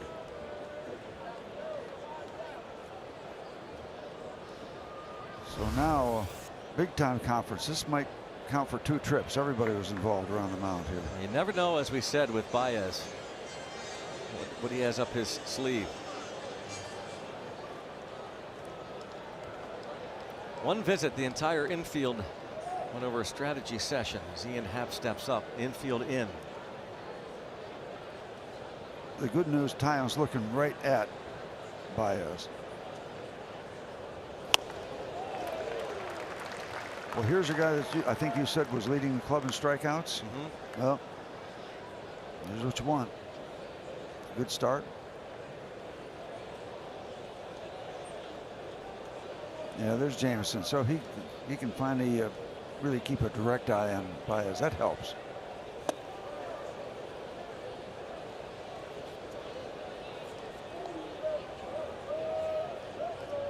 Happ has walked and flied out.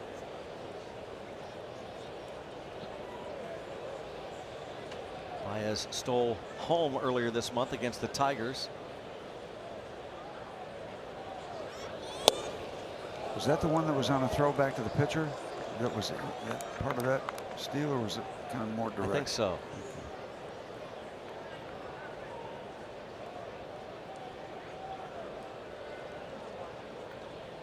I think it was Addison Russell was at first, and that was a lefty, to your point. Francisco Liriano throwing to first. Line right at Jay Haves to the third, and he is out. A double pull. No, safe. Looked as though he had the bag, David Freese. And watching Ed Hickox, the third base umpire, he was watching to make sure that Freese had the ball in his glove. Pirates are going to check and see if they want to challenge. They will not. Foot not on the bag.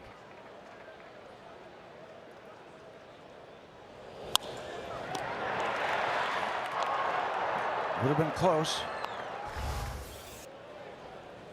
Well, let's see if Jamison can finish the deal here. Yeah. And fired up. Jamison Tyone. Couple of line drive outs to end that threat. Pirates still lead 4-3.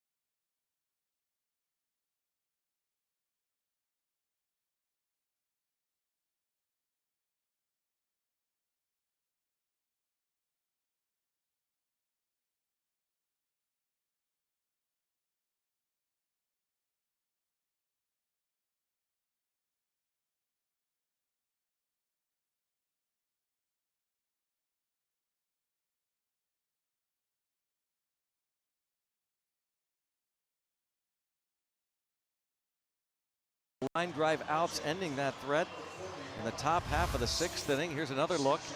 The line drive back to Tyone and fired up.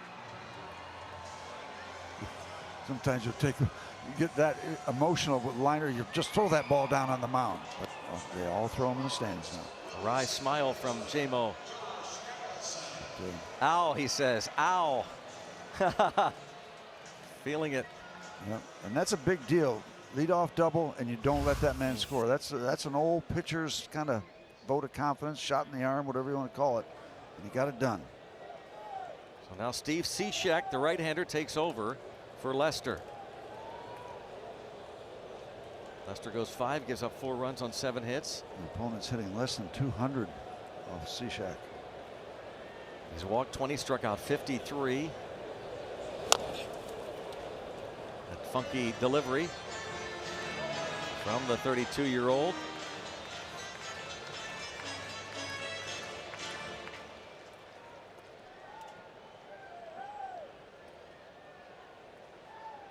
Jamison Tyone gave up the 3-run homer that tied it to Baez.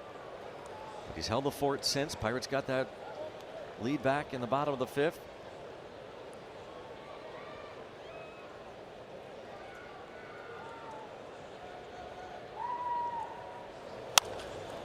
And lifted to right. Hayward. 1 down. It brings up Jose Osuna with Jordy Mercer to follow.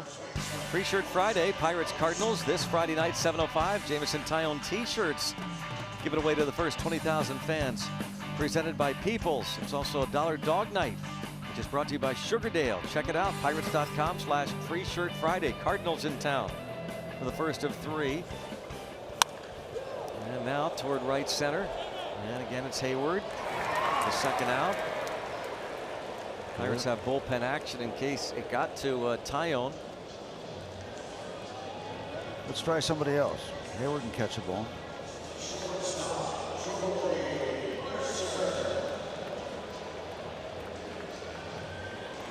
It's Rich Rodriguez up in the pen.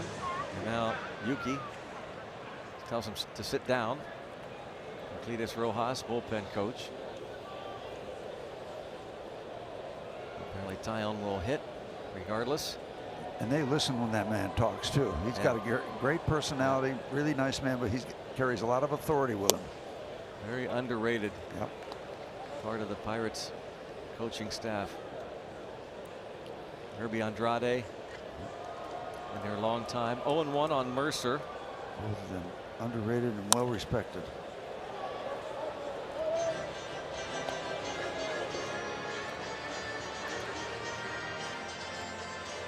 And they call Uke. Yeah, good man.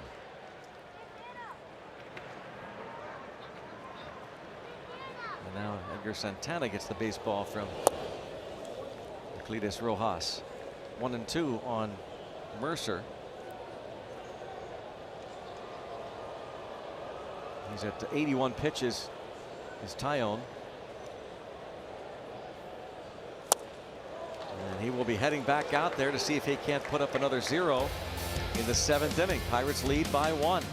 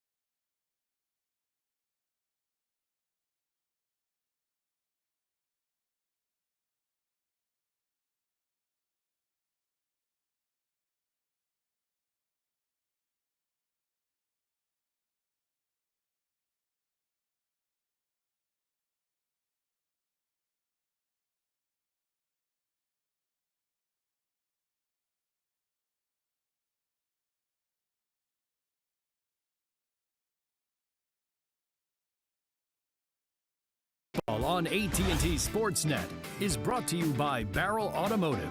With express service, you're in and out in no time. Visit barrelservice.com to find a location near you. And by Allegheny Health Network, official medical provider of the Pittsburgh Pirates and fans like you. Let's go Bucks! Willie Stargell, 30 years ago today, was inducted into baseball's Hall of Fame in Cooperstown. And Tommy LaStella pinch hitting for Steve Cishek against Jameson Tyone, and there's a strike. Cubs Pirates, long-time rivalry. 0-2. Joe Madden says, I'll have a Stella. Pinch hitting this time, not pitching. Yeah. Joe Madden has used 4 position players on the mound this season. And LaStella going to drop it into right on an 0-2 pitch. That'll be one thing that Tyone will be thinking about tonight is 0-2 pitches that he's gotten hurt on. Nissan Road ahead. It is the finale of this brief series, and Cole Hamels will make his Cubs debut tomorrow night. Coverage starts at 6:30. Nick Kingham makes his 12th Major League start. There was a buzz in Chicago when the Cubs acquired Hamels from the Rangers the other day, and today in Pittsburgh, Chris Archer. Oh my goodness. 6, 4, 3. Thank you very much. Wow. Did that come at a great time for the Pirates and Jameson Taillon? Picture perfect room service double play ball.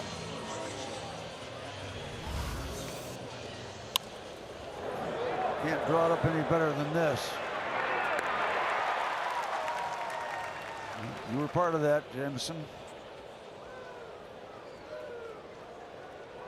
Easy pickings.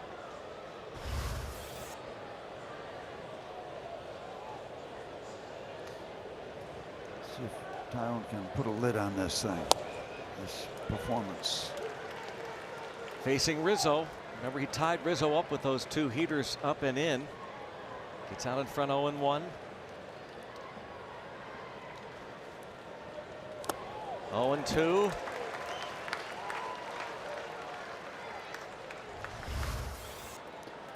Good looking curveball. Now he's got another Cub 0-2. He's been hurt on 0-2 counts. Make a good one here, Jameson. We talked about Baez, his career numbers against Taillon coming into this game. Rizzo 8 for 13 with a pair of homers against him. And just gets a piece of it. Well, he just keeps pounding them in there. That's good. I love it. Love watching this. Go back up and in now. Shift. Freeze the lone man on the left side. He's pitching him into pulling the ball. Another 0-2 pitch. Oh, got him.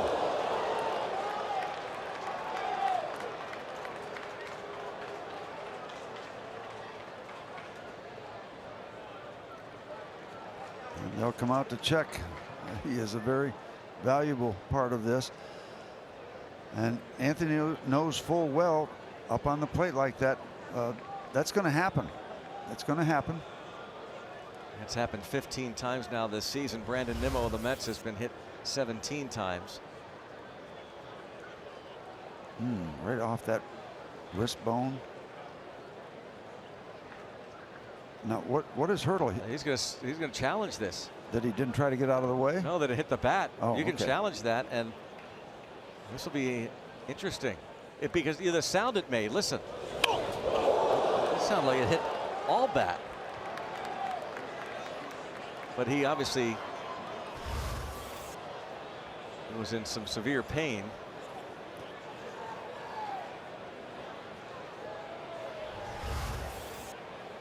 Which? Oh no! Well, that hit the wrist going by. It hit the wristband, didn't it? Oh, it hit the wrist first. Okay. I didn't see it hit the. I didn't see it hit the wrist. Will Venable is the first base coach. The first base umpire is Chris Guccione. And he is hit by the pitch. It's confirmed.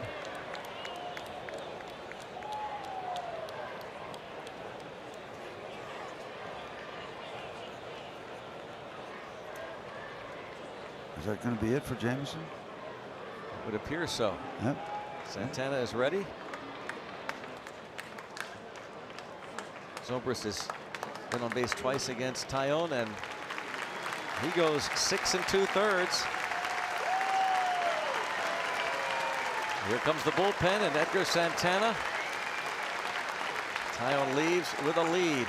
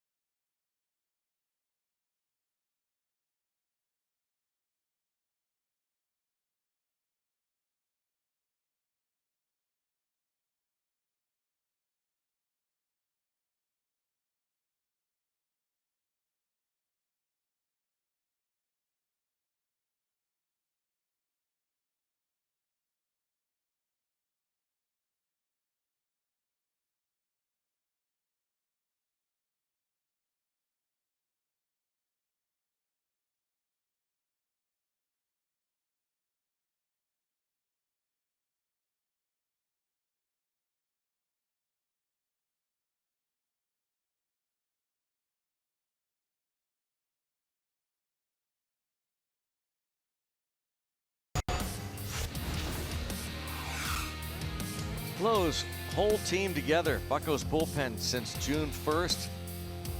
Been outstanding. One reason why the Pirates able to go on a very strong run in this month.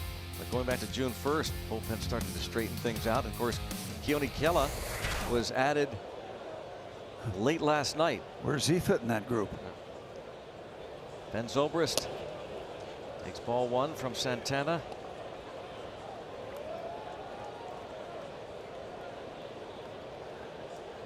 Jameson Tyone 6 2/3, 3 runs to this point, responsible for Rizzo. He hit him with 2 strikes.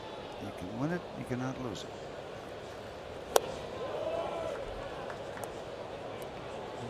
A couple of off-speed pitches from Santana missing.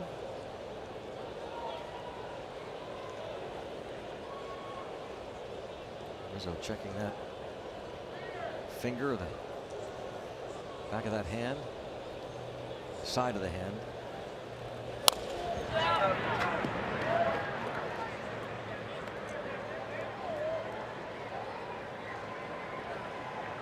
Edgar Santana. Pretty strong rookie numbers there. Yes. Love the control numbers. 5 free passes.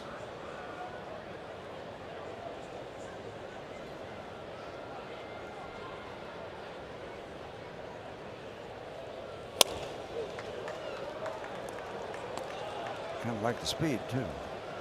Don't like the count.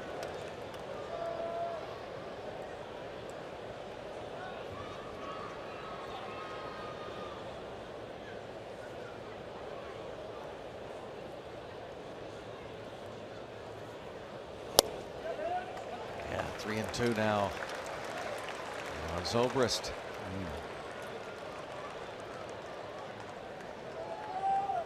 Jason Hayward would be next. Big pitch, of course, in a 1-run game in the 7th inning with 2 outs.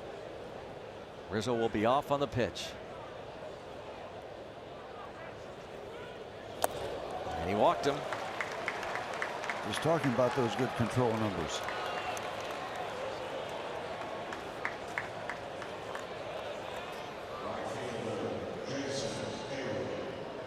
Now it's Jason Hayward.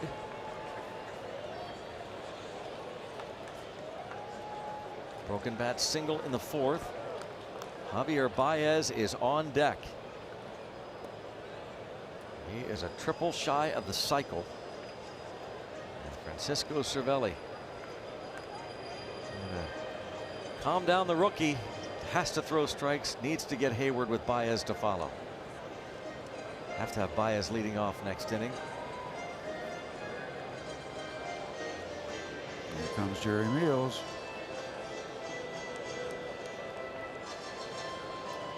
Home plate umpire makes his move out to the mound, and the conference breaks up.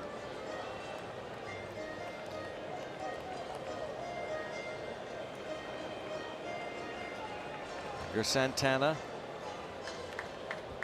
Lost a scoreless 7th inning on Saturday night against the Mets.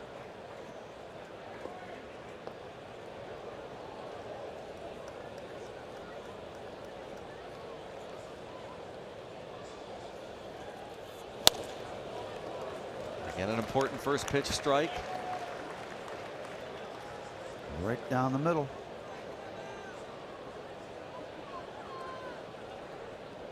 Hayward hitting over 300 with men in scoring position. He's driven in 44 runs. Blew that one past him. 0-2. You see that, Steve? Is there any reason as a pitcher you don't try and go right back to that same spot with the same type of pitch? Yeah, there's a couple schools of thought. Yeah, he was behind that one, so it lends itself to that. 0-2. And now comes back away from the fastball. Yeah, the argument on the other side, well, he's seen 2 fastballs. His timing maybe has geared up. But whatever you select, it's location. 1-2 on Hayward.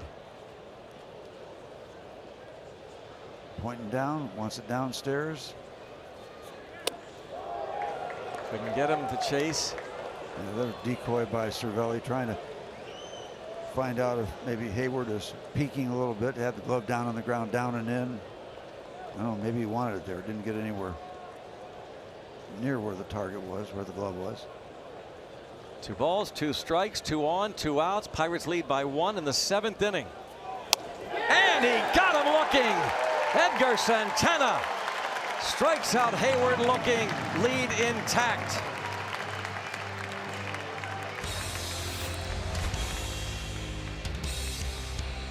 JMO says yes.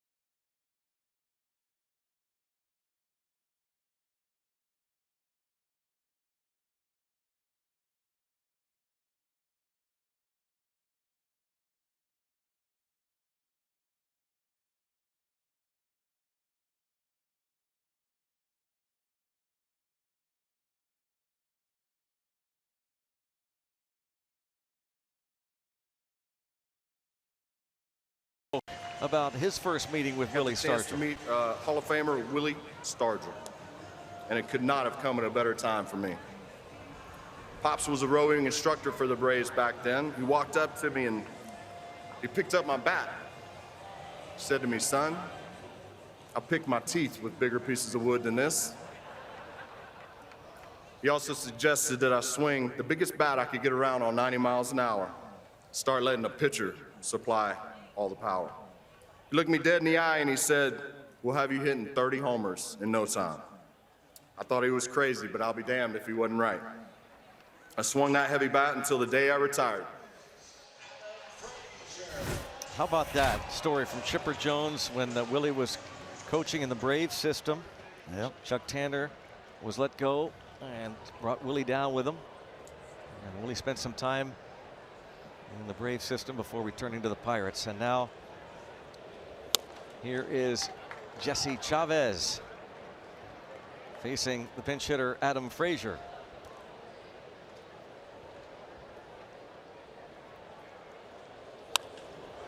And a fly ball toward right center. Over is Almora. 1 up, 1 down in the bottom of the 7th. Chavez, his numbers: 10 home runs given up. 10 home runs. That's a big number. Jesse Chavez, acquired from Texas on July the 19th for a minor league pitcher, a lefty.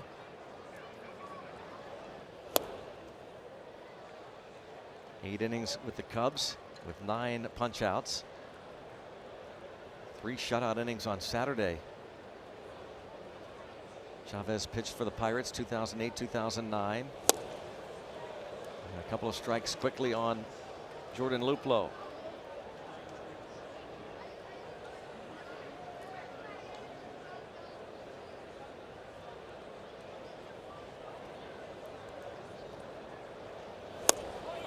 Right there for the strikeout. Quick work.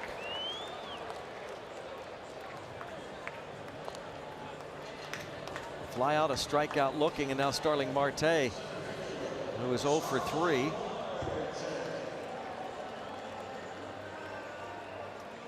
Marte lined to the warning track in right field his second time up. He's also flied out twice to center.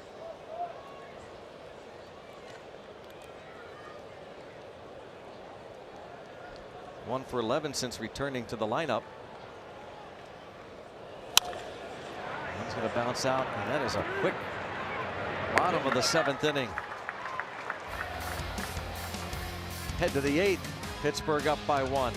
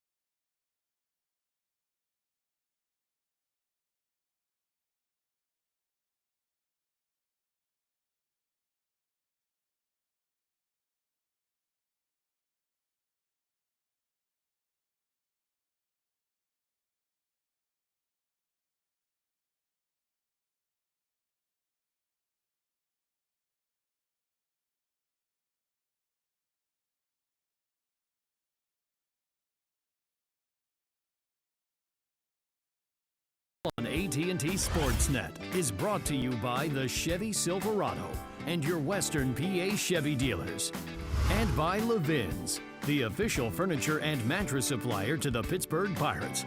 For the best quality, service, and value, shop Levin's. Let's go Bucks! 4-3, head to the 8th inning. Pirates lead it, first of 2 with the Cubs. 6 more outs. Dancing in the aisles. Before Jameson Tyone exited, Francisco Cervelli, his battery mate, talking to him about one bad pitch. See ya. The 3-run homer, that was it.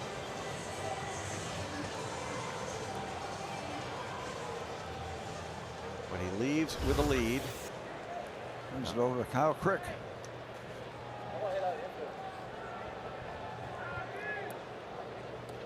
If we get a chance at some point, Greg, I want to tell a story about the other side of things for Willie Stargell, because there were challenges too, even as late as the 60s in terms of racial climate in this country, things that Willie and some of his teammates went through. Javier Baez, a triple shy of the cycle. A singled, homer, doubled. His home run came with 2 on in the 4th, tied it at 3. Pirates got the lead back in the 5th on the second of 2 Freeze RBI doubles. Greg, back in 1961 in the minor league camp, when I was there with Willie, Willie was there as a young player. We ate at a central location because they didn't give us any money. So buses picked us up, took us to the place called Strickland's in Daytona Beach. We'll get on the other side. We'll get Baez out first. There's a fly ball to left, and it's loop low. So the point being, the bus would pick us up in the white part of town, and then we'd go to the black part of town, where the black players had housing, and then we would go to the central place to eat. So as late as 1961, those kind of conditions existed with a guy like Willie Stargell and all his other teammates, black and white. We were very much aware of the differences that existed down there in spring training at Daytona Beach. The bus went to one section of town and then went to the other section of town. He handled himself. This ball lined to right. Polanco there. 2 outs. Here in the top of the 8th inning, Almora lines out to right after the Baez fly out. It brings up Ian Happ. But to your point, Willie handled himself just so well amongst all kinds. Any age, any race. Yep.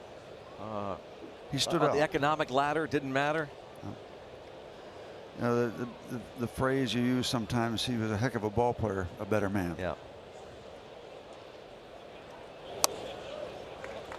Ian Happ takes a strike Happ has walked, flied out, and lined to second.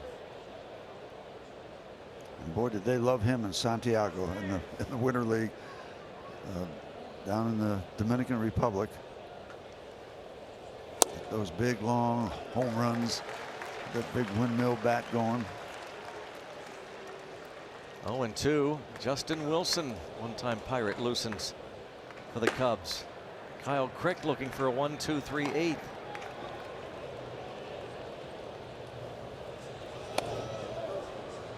Crick will be joined in the later innings now. The new addition, Keone Keela.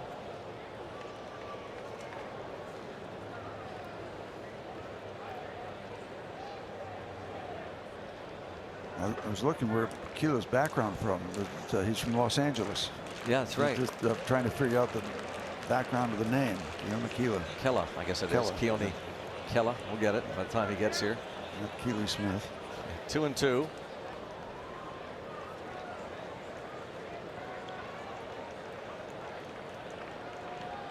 Two and two. And now a full count on Happ. Wilson Contreras on deck. Kyle Crick, scoreless 8th inning on Saturday night. And no wiggle room. There's 2 outs. But a full count. Don't want any more base runners. No more little bears running around. Gonna get one. 2-out walk to Happ. Second time he's walked tonight.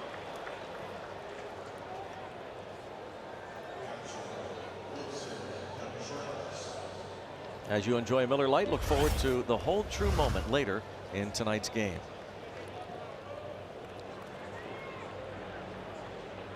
Contreras now.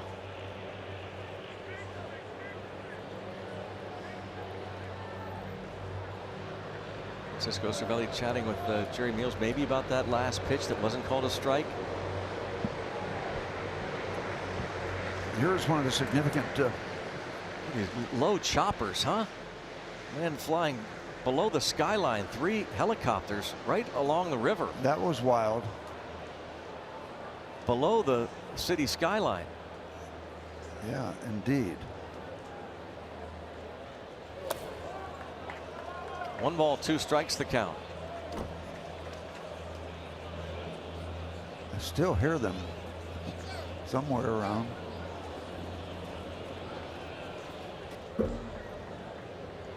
Contreras, and now time is called. Here comes Ray Searage. Robbie Inspikowski knows more about that. Yeah, so last night I thought my house was under attack last night with these choppers flying by. There's no need to be alarmed as another one is coming by pretty low. That is so wild, Robbie. This is from the Department of Defense. They are doing a training exercise right now, and they come late at night. That is unreal. I assume that is because of the lack of air traffic maybe at Pittsburgh International Airport and the surrounding areas. So there's no need to be concerned about any of this stuff. It will go through August 4th. It was announced on July 20th, the whole thing, when it started. But last night they were flying extremely low in my neck of the woods last night. So don't be freaked out like I was last night when I was at home doing laundry. Okay, so no reason to be concerned. I'm concerned. That is wild and pretty cool. Those choppers, as Robbie said, training exercise for the U.S. Department of Defense. Yeah. Yeah. Talk about want to be concerned. Ask How about those guys if they were yeah. concerned. All right, now back to being concerned about what's happening here. The Pirates lead by 1 in the 8th with a runner at first. And ground ball past the mound. There's Harrison. A little trouble getting the ball out of his glove, but gets it to first and the out.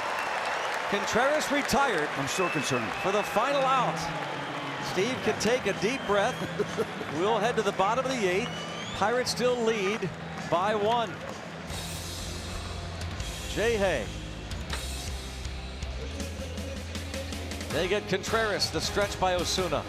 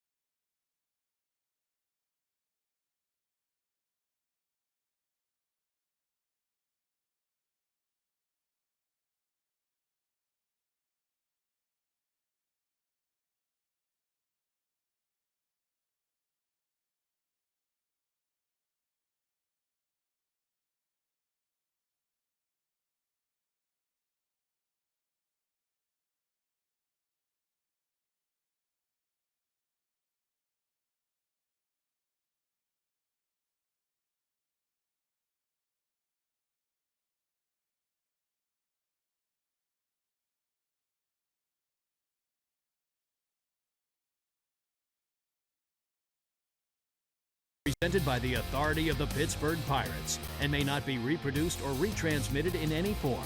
And the accounts and descriptions of this game may not be disseminated without the express written consent of the Pittsburgh Pirates. 4-3. Now those guys, they're not Cub fans. There we are. Oh, there you go. If you're a White Sox fan, you can't be a Cubs fan. That's right, one or the other. Well, now Gregory Polanco leads off against Justin Wilson, looking for an insurance run or two. Oh, ripped to right field, enough height, and it is gone! Gregory Polanco, a cup of joe for Greg. And the Pirates take a 2-run lead, his 19th. He was looking for a pitch, and he got it, and he hit it so hard, it never had time to sink and hit off the wall. That was chopper low. 5-3 Bucks. Gregory Polanco launches his 19th. You can't hit it much harder than that. Incoming.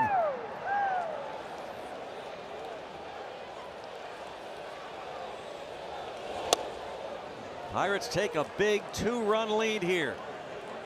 Gregory Polanco rips it off the lefty. Ivan Nova with a bear hug, even for Starling Marte. That ball was hammered.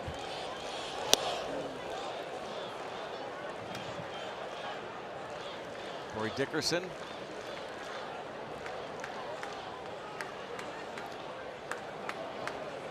Mission October. And Bucktober. Pirates trying to get back there. What would have Jim Tracy said about that ball? That left a vapor trail. That was launched.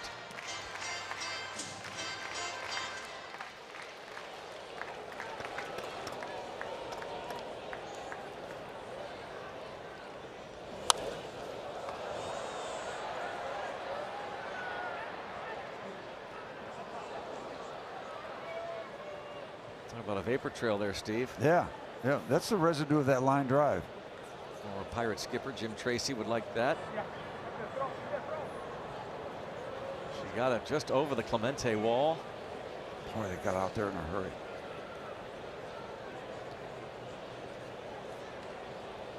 David Freese, 2 big RBI doubles the other way. Pirates try to shave a game off the Cub lead in the Central. Could get it to 6, 3 more outs, but still look for more runs. On the day they make a big time splash, requiring really late night, early morning by the time it was announced. The closer for the Texas Rangers, Yoni Kella, and then at the deadline of 4 o'clock, they acquire Chris Archer, top of the rotation starter from the Tampa Bay Rays.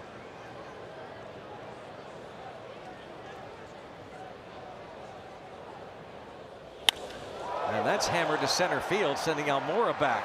Good jump on it. Lined out to center. Brings up Francisco Cervelli, and now it's time for Built for Baseball, brought to you by T-Mobile. And there's that line drive home run by Gregory Polanco. Just a matter of whether it would have enough height.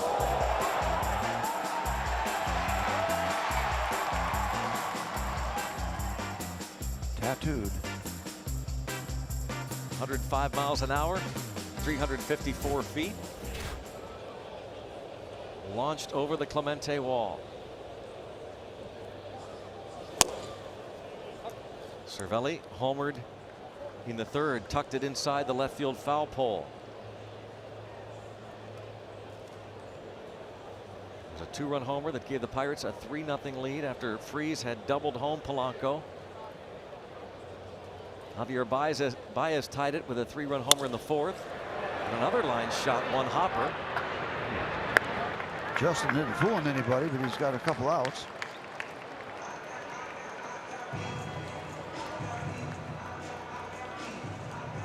Justin Wilson setting up the home run to Polanco. Open up a 2-run lead. For Polanco, that was his 4th home run off a lefty. I think Josh isn't going up there looking for a fastball to just jump on 2 outs. Everything quiet now after the Polanco home run.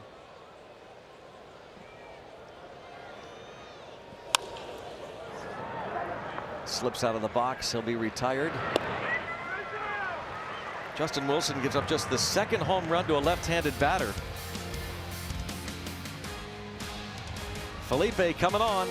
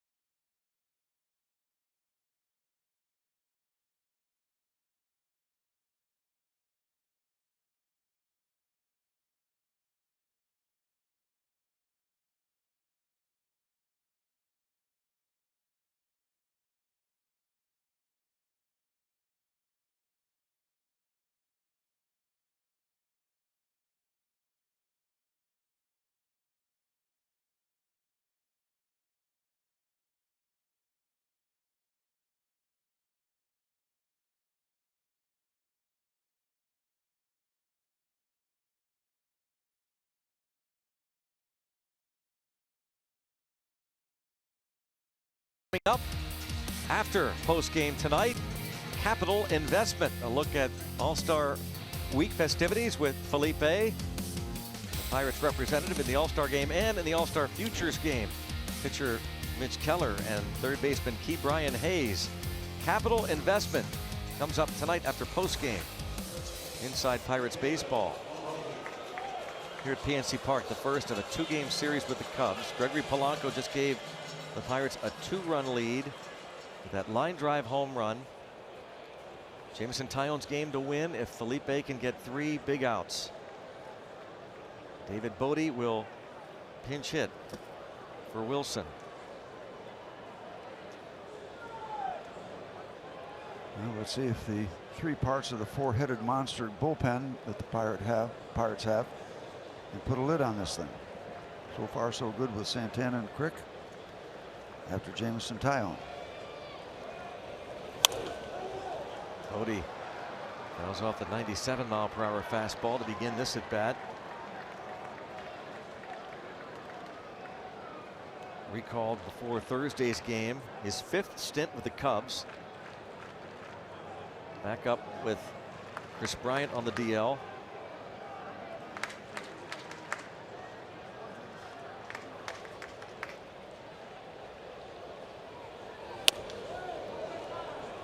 Not get that call. Now Schwarber not starting tonight. Left-handed hitter. Joe Madden would not call upon Schwarber in this situation. And past Freeze. It'll go as a base hit. David Bodie brings up Addison Russell. A leadoff hit. And tomorrow, Nick Kingham will start for the Pirates. Pre-game show gets underway at 6:30, presented by WB Mason. Cole Hamels will make his Cubs debut. Nick Kingham, the rookie, will be on the mound for the Pirates tomorrow, making his 12th Major League start against the veteran Cole Hamels. So pinch hit single for David Bodie past Freeze, and it brings up Addison Russell.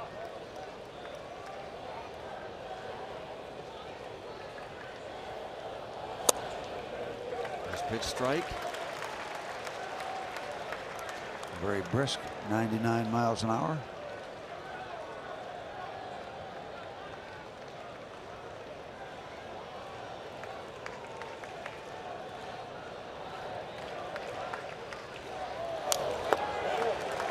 And 99, 0-2. Russell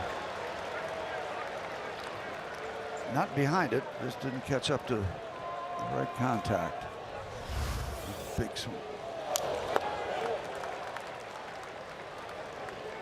Oh, a little soccer move. Tidy work.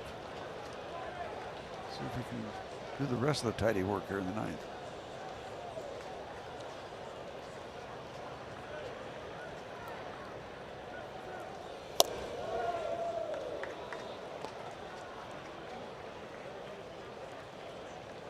Anthony Rizzo on deck. You don't have to earn it. Cubs have been comeback kids this season.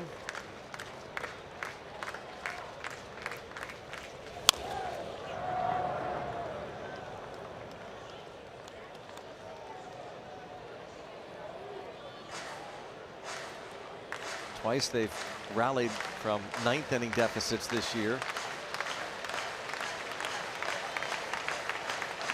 Does he go back to the fastball here, or does he stay off speed? He had Russell out in front with that last off-speed pitch.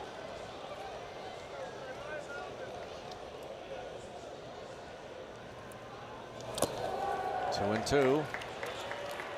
Stayed off speed.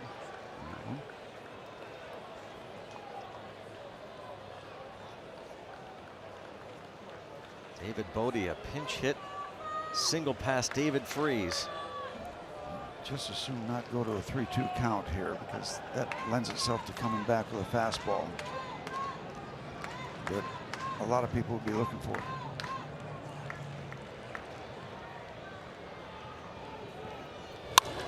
Hammer toward right center field. Bodie going to be waved home. And look at Russell headed to third. Addison Russell is safe with a triple, 90 feet away from tying the game. Bodie scores on the triple by Russell.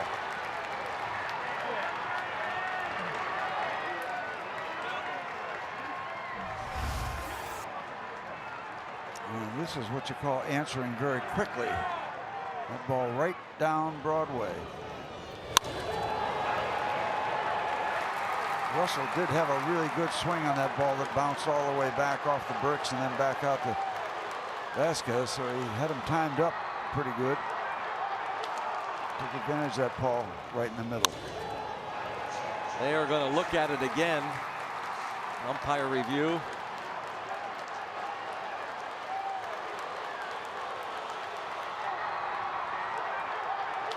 Addison Russell. That right hand in there. Does he keep it on? Yeah. Well, what about the other hand? That's why Freese pointed toward his dugout. Yeah. The other hand came in. Boy, Freese seems convinced. Third base umpire Ed Hickox. The umpires reviewing this. Pirates lost a challenge earlier. This would only be monumental. Yes. Would it ever? It's just a matter of what he did with the other hand. First hit in 8 career at-bats for Russell against Vasquez. The lead hand did come away from third base. Could be too that Freese maybe was just looking at the lead hand. So we'll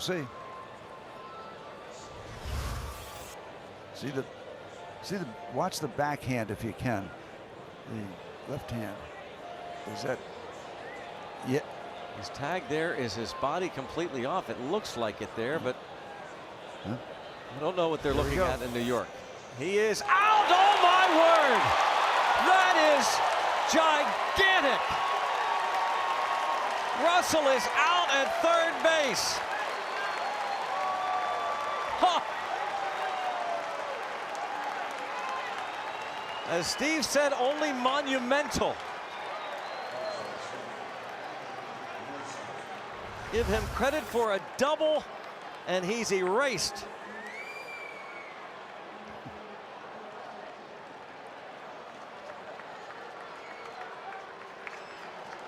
Wow. One huge out. Great tag by Freeze. Now Rizzo. 9-4-5 on the putout. You have just seen a baseball game turned upside down.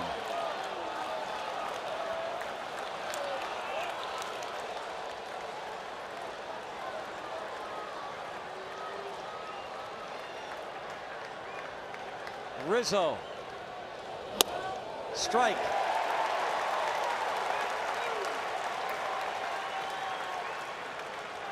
Rizzo 0 for 7, as was Russell before that double against Felipe.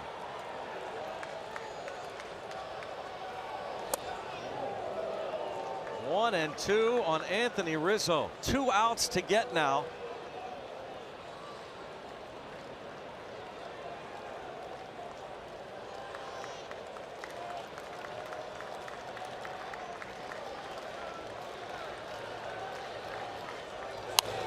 Popped it up and headed toward the dugout and out of play.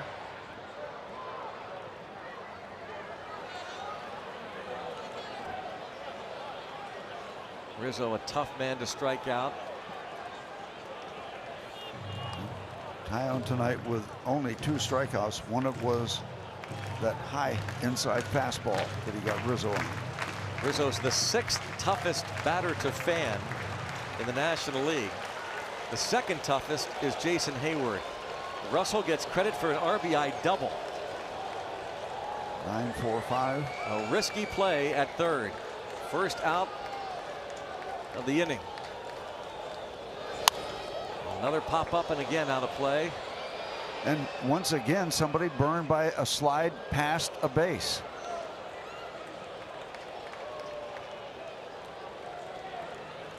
He was safe, and then he was out for the overslide. Quick tag by Freeze. 1-2 on Rizzo. Zobrist on deck. He got him. 2nd out. 2 away. Cervelli making certain that Rizzo is called out by Meals as he walks away. And now 1 out away from a huge win. Goes away from the fastball. And not even close. Rizzo was guessing. Guessed wrong. Ben Zobrist will turn around and bat from the right side. 1 out away, and the Pirates move to within 6 of first in the Central.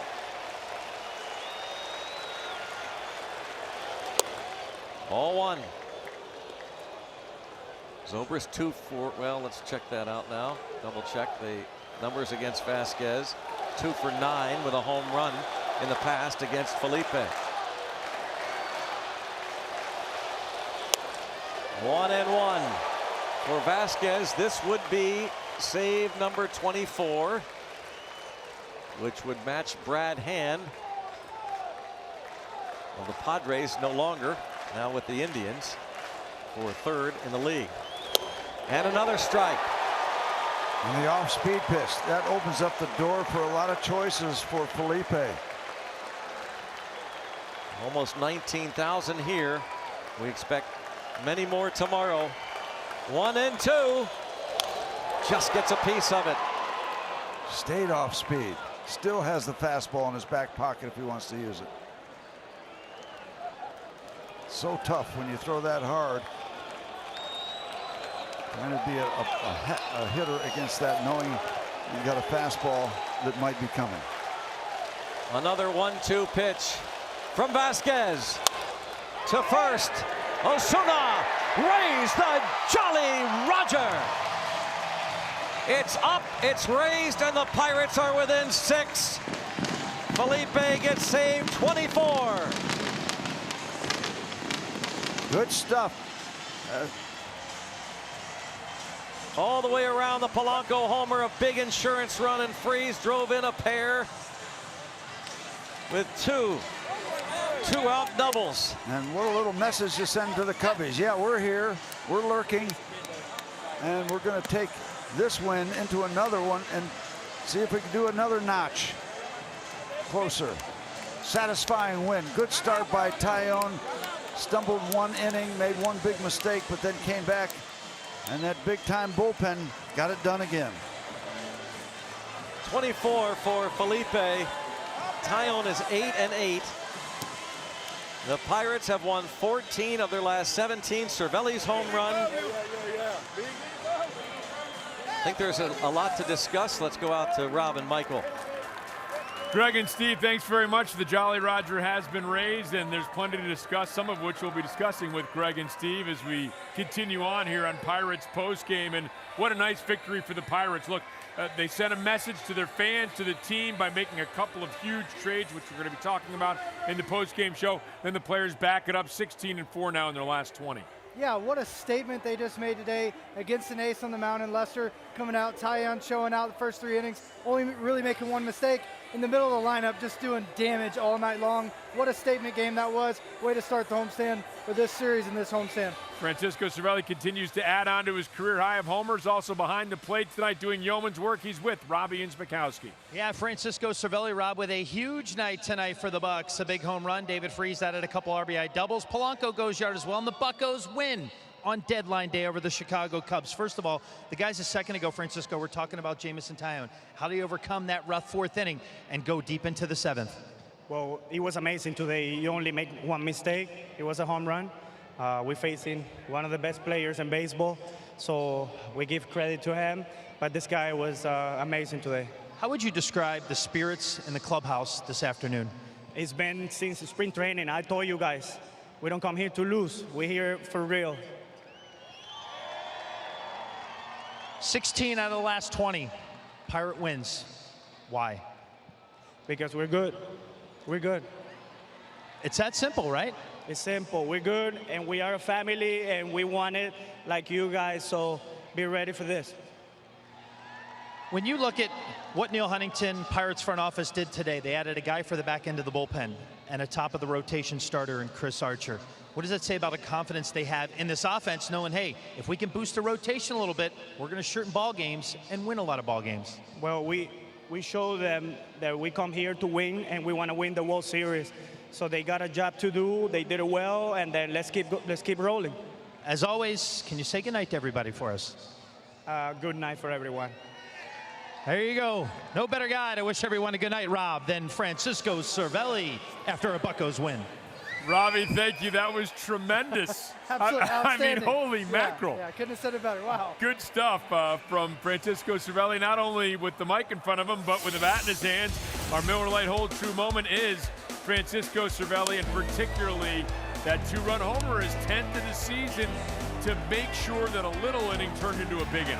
Yeah, he took a very tough pitch coming into him right there, 2 strikes, and the ability to keep it fair. You're starting to see him start to get back to normal after a really scary time with his head and the concussions. So it's really good to see him catch as well as he did tonight. He stole some pitches. Mills was off a little bit at times, but at the end of the day, he had a great game, got his guys in the zone, out of the zone, whatever they needed tonight. He was good on both ends. Bucks win by the final score of 5-4, taking the first in this brief 2-game series against the Cubs, pulling within 6, 27-16 now against NL Central opponents. Well, the Pirates make some big moves. We'll talk about those moves with Michael. You're going to hear from General Manager Neil Huntington as well. Plenty of post-game reaction following a nail-biting victory in Game 1 of the series against the Cubs when we resume on Pirates Postgame.